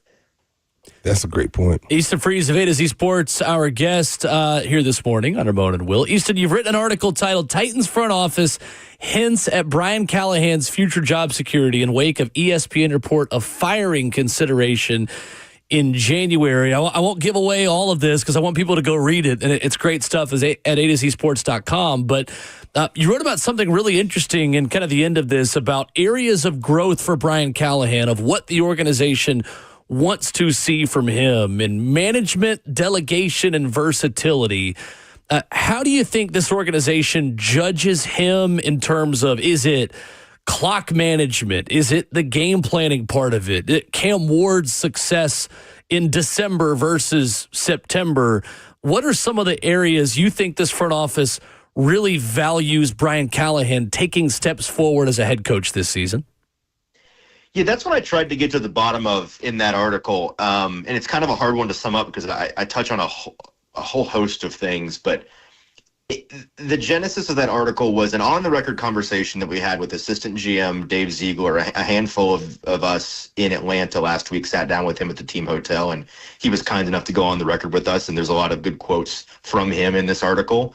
And he talked about the importance of continuity. But I've also had a number of conversations really in the past 6 months on and off the record with the people in charge of this team and in charge of Brian Callahan and the people that in the ESPN article that Teron Davenport ran on Monday were considering firing Brian Callahan alongside Chad Brinker back in January and ultimately decided not to. The point that I tried to get across here in this article is that I don't think Brian Callahan is going to be fired this year because of what it would do to Cam Ward. That's the monster that this staff is most afraid is behind the fire Brian Callahan door, failing Cam Ward. I think it's the primary reason why he and his staff are going to be given more than just this year. And I do have a lot of reasons to believe that the folks above Brian Callahan like him and they believe in him working out. But I don't even necessarily see those as the primary reasons why I feel good about him surviving the year. I think, in a weird way, Cam Ward has more to do with him staying than Cam Ward's own personal performance. And that's because the powers that be are terrified of ruining Cam Ward. And they come from places where the continuity and the patience that the Chiefs and the Packers have paid dividends. And that's proven to provide long-term stability. And the Titans the past couple of years they're self-aware enough to realize they've been kind of on a dysfunctional merry-go-round that they need to get off of if they're ever going to be a franchise that's taken seriously and has some stability. And the things about Brian Callahan that I have surmised from these conversations is that, a lot of coaches that get fired really early on, it tends to be because it's clear that they don't know how to scheme up a modern football team, or they can't adjust to the ebbs and flows of the league, or they can't handle situational football decisions. They don't know how to manage a clock. They don't know when to go for it on fourth down, or just that their players have lost respect for them and there's no coming back from losing the locker room. Yeah. I don't believe that that's what the decision makers for this team are worried about with Callahan. I think that they think he checked those boxes in his first year. The areas for growth that they've identified, that Callahan himself has identified this year, and that they've already spent all of 2025 really working really hard on him and growing in, are capital H, capital C, head coaching things. It's that management and delegation and versatility. It's the kinds of executive things that a coordinator by trade, which Callahan is, didn't have any experience with coming in. And, any coach, new or old, that you talk to will tell you you can be as prepared as you want to, but a head coaching job is one that you don't know what you don't know until you get in there and you learn. And no matter how good you are as a technical coach with the X's and O's, you have to figure out how to be a head coach, to manage people, to delegate, to lean on your staff. And that's what Callahan has done. And the early returns on that growth, they've been largely positive. I think if you paid attention throughout the summer, you've probably seen glimpses of that in the offseason program and how his players and his coaches speak of his operation. But I guess in general, the sentiment that I'm getting from folks is that he's got the technical elements of coaching down. We are not worried about him on that front. They think that they can kind of get him there with some of these more executive things because, frankly, Mike Borgonzi and Chad Brinker, who are ahead of him in the pecking order, those are guys that have a lot of experience with those executive things, and they feel confident in their ability because Brian Callahan is so willing to be molded and so willing to be self-aware and to grow, that they can get him there and he can be successful with this team. Easton Freeze, A to Z Sports with us. So, Easton, tomorrow when the Titans host the Vikings, what is the most interesting position battle to you that's going to play out in front of us in real time for the final time?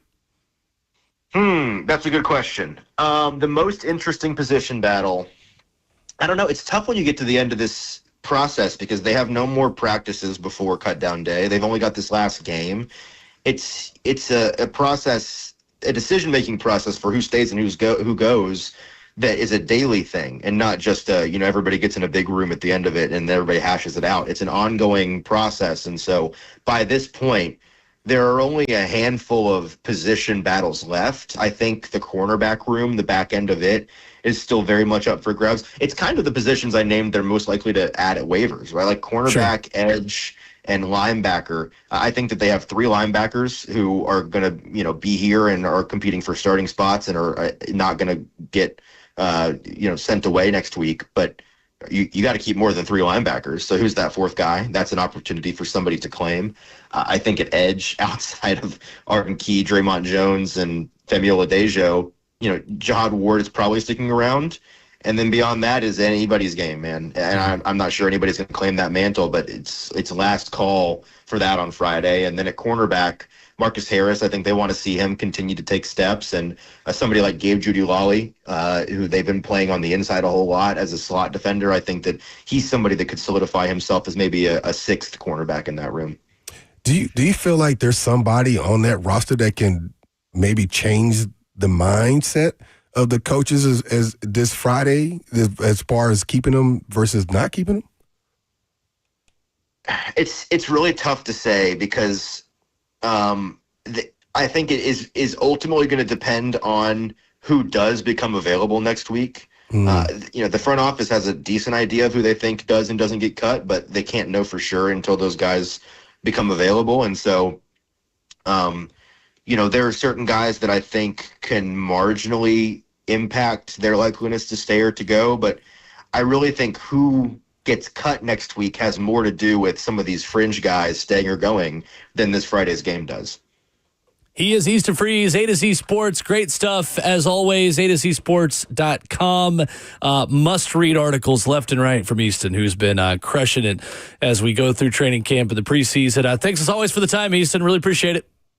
Thanks for having me, guys. Talk to you next time. Yes, sir. Easton Freeze of A to Z Sports with us here this morning. Dr. Dyson, I think there's some stuff we can react to coming back about how the organization wants to judge and evaluate Brian Callahan, because it does feel like he is very stable within his position going forward into the season. I want to ask you what that means for Cam Ward and for the Titans when we come back to wrap up the show next.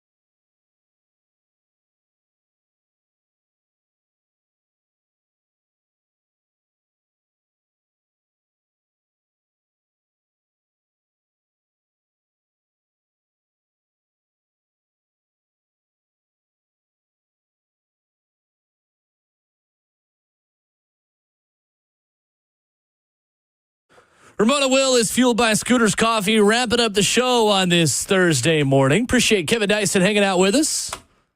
Yes, we got you for one more day tomorrow. One more. That's right. Tomorrow, our normal Friday guests, Brent Hubbs and Ron Slay, will join us. We will be 8 days away from Tennessee football. We'll also have a little bit of Week 0 college football to talk about tomorrow. Man. We're back. We're back. Man, Christmas Eve. That's right. High school football tonight. Yeah. As we were talking about. Lucas Panzica on the call for Green Hill and Beach tonight. For My TV 30. We'll also have our good friend Tate Matthews tomorrow. Tate, of course, you hear on High School Sports Saturday here on the station. Tate is going to join us on the show every Friday at 9 a.m. to preview the biggest high school games of the night. So we'll get a little high school football preview tomorrow at 9 o'clock. I love it. Looking forward to that. So got that to look forward to tomorrow. Great stuff with Easton Freeze a few minutes ago. Of course, Coach Mack at 7:20 as well.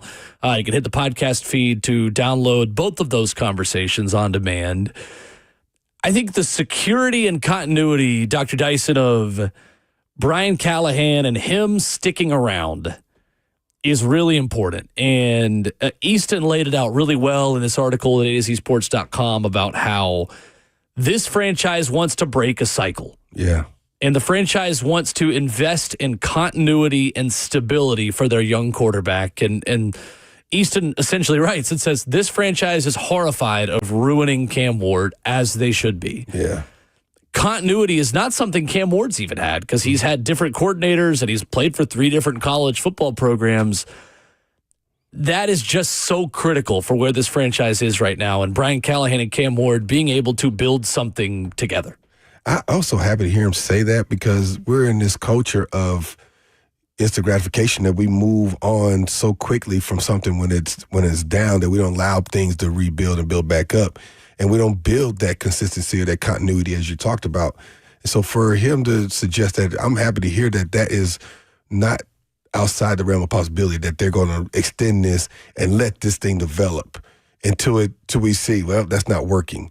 And because I think there's some growing pains you have to have and expect with the rookie quarterback. If your expectation is he's coming to win 13 games or even 11 games, well, I don't know if that's fair. Right. You know what I'm saying? So just, I think Coach Mack said it, you've said, I've said it, even Easton said it. You just want to see them getting better. You don't want to see the valleys as low as they were last year. Right. You know, because it was just terrible, not good football, and people were really questioning his ability to be a head coach and lead. So now you want to see that the steady climb upwards. You're going to have some valleys. That's just part of the game, but you don't want them to be deep and for long. So you just want to make sure that you're progressively getting better week to week. And if you're doing that, I think you feel good about going into year 3 with him. Starting in week 7, I think there are some really big opportunities for this team. And I say week 7 because that's when Mike Vrabel comes to town. That'd be fun. And the New England Patriots, we're all going to be so tired of the Vrabel storylines by that point. But it matters. It matters to the franchise. It's going to matter to Amy Adams-Strunk, as it should. They made a big move replacing Mike Vrabel when they did. And him coming back, that game is going to mean a little bit more. Going to Indy, both games against Indy are winnable, considering where they are and with their quarterback situation as well. Doesn't mean I'm going to guarantee it, but they are winnable games. Chargers at home, and that's when you start the streak of from October the 26th until December the 7th. You play every game at home, including your Week 10 bye week. Chargers come to town, Texans, Seahawks, Jags, and then you get Cleveland, you get San Francisco. We don't know what San Francisco is going to look like by that point. Obviously, you finish with Kansas City, New Orleans, and Jacksonville. I think November, and really even starting a little bit before that, I think the New England game starts an on-ramp to progress. Yeah. And Cam Ward at that point can start to understand this offense. The rookie receivers you feel like can start to take some strides. The motto for the whole season, Kevin Dyson, is the arrow pointing up by the end of the year. That was Mike Keith's motto last season that I'm stealing and continuing for this year. Have an upward trajectory by the end of the season to the point where even if it's just you win 3 of your last 4 or 4 of your last 5 games or 3 of your last 5 even, you feel like you are going into 2026, the final year in Nissan Stadium, trending upwards and into the right direction. And I think that's what everybody's been saying, that even the guests, we've been talking about it, is you want to see them trending in the right way. And that's the story of the season. Yeah. What does that look like? Does that equate to 7 wins, 6 wins, 9 wins? We don't know, but you will know when you see it. And I think last year, to the point where you said last year, it just seemed like it was dire straits. It just kept getting a little bit worse and a little bit worse. And not that the players gave up, because I think the players still played hard. Mm-hmm. It's just they couldn't find a way to get over the hump to get a win. And losing badly in different fashions, turnovers or what have you. And I think if we see this positive trend in the right direction, I think the optimism will be even higher for Cam and this team in 26-27 than it is in 25-26. But to your point, when you ran down that schedule, there's nobody on there, maybe the Chiefs, maybe the Niners, but we don't know. Right. As they're always banged up late in the season, the way they play. Yeah, right. That you say, why can't you compete in that game? Right. Right. And that's based off of last year's and all that kind of stuff. But I look at those and nobody on their schedule, and you're at home for the bulk of that. Right. So it's going to be interesting to see where they're at, especially when we get to the midpoint season or week 10 where they have their bye week, their health. Where they at? Are they hovering around 500? Sure. Are we looking at 1-9 at that point, or 1-8, or whatever it is at that point? You got to keep your veterans engaged. Yeah. Yep. That's a big part of it, and the schedule starts off so challenging with Denver and LA. I mean, that's a tough first 2 weeks for sure, and going to Denver to face one of the best defenses in the NFL and one of the hardest cities to play in. Exactly is much easier said than done. But you're right. I think just staying in contact, staying in touch with the division, with in the hunt graphic that I want the team to be on in November, it matters because you keep guys engaged, you keep them focused, you keep them giving a crap. Yep. And this organization, too, has made it a priority to bring in veterans who are going to be team players and understand that if things get away from us a little bit, we still want to be here. We still want to play football. Yeah. And, even with the Colts, right? Mm-hmm. You still don't know what they're going to do from a quarterback's perspective. And I don't know if either one of them scare you. Right.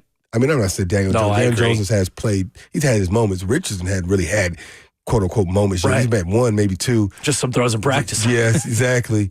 So there's still uncertainty there for them. Mm-hmm. How do they feel going into that week 3 matchup? Agreed. Week 3 and week 8, I believe it is. Mm-hmm. That's going to be interesting. Kevin Dyson in for Ramon Foster. I appreciate you. Good to see you. Yes, sir. See you tomorrow. Do it again tomorrow morning, 6 to 10. We will have Brent Hubbs. We will have Tate Matthews. We will have Ron Slay. And coming up next, you have the Buck Rising Show, 104.5 The Zone.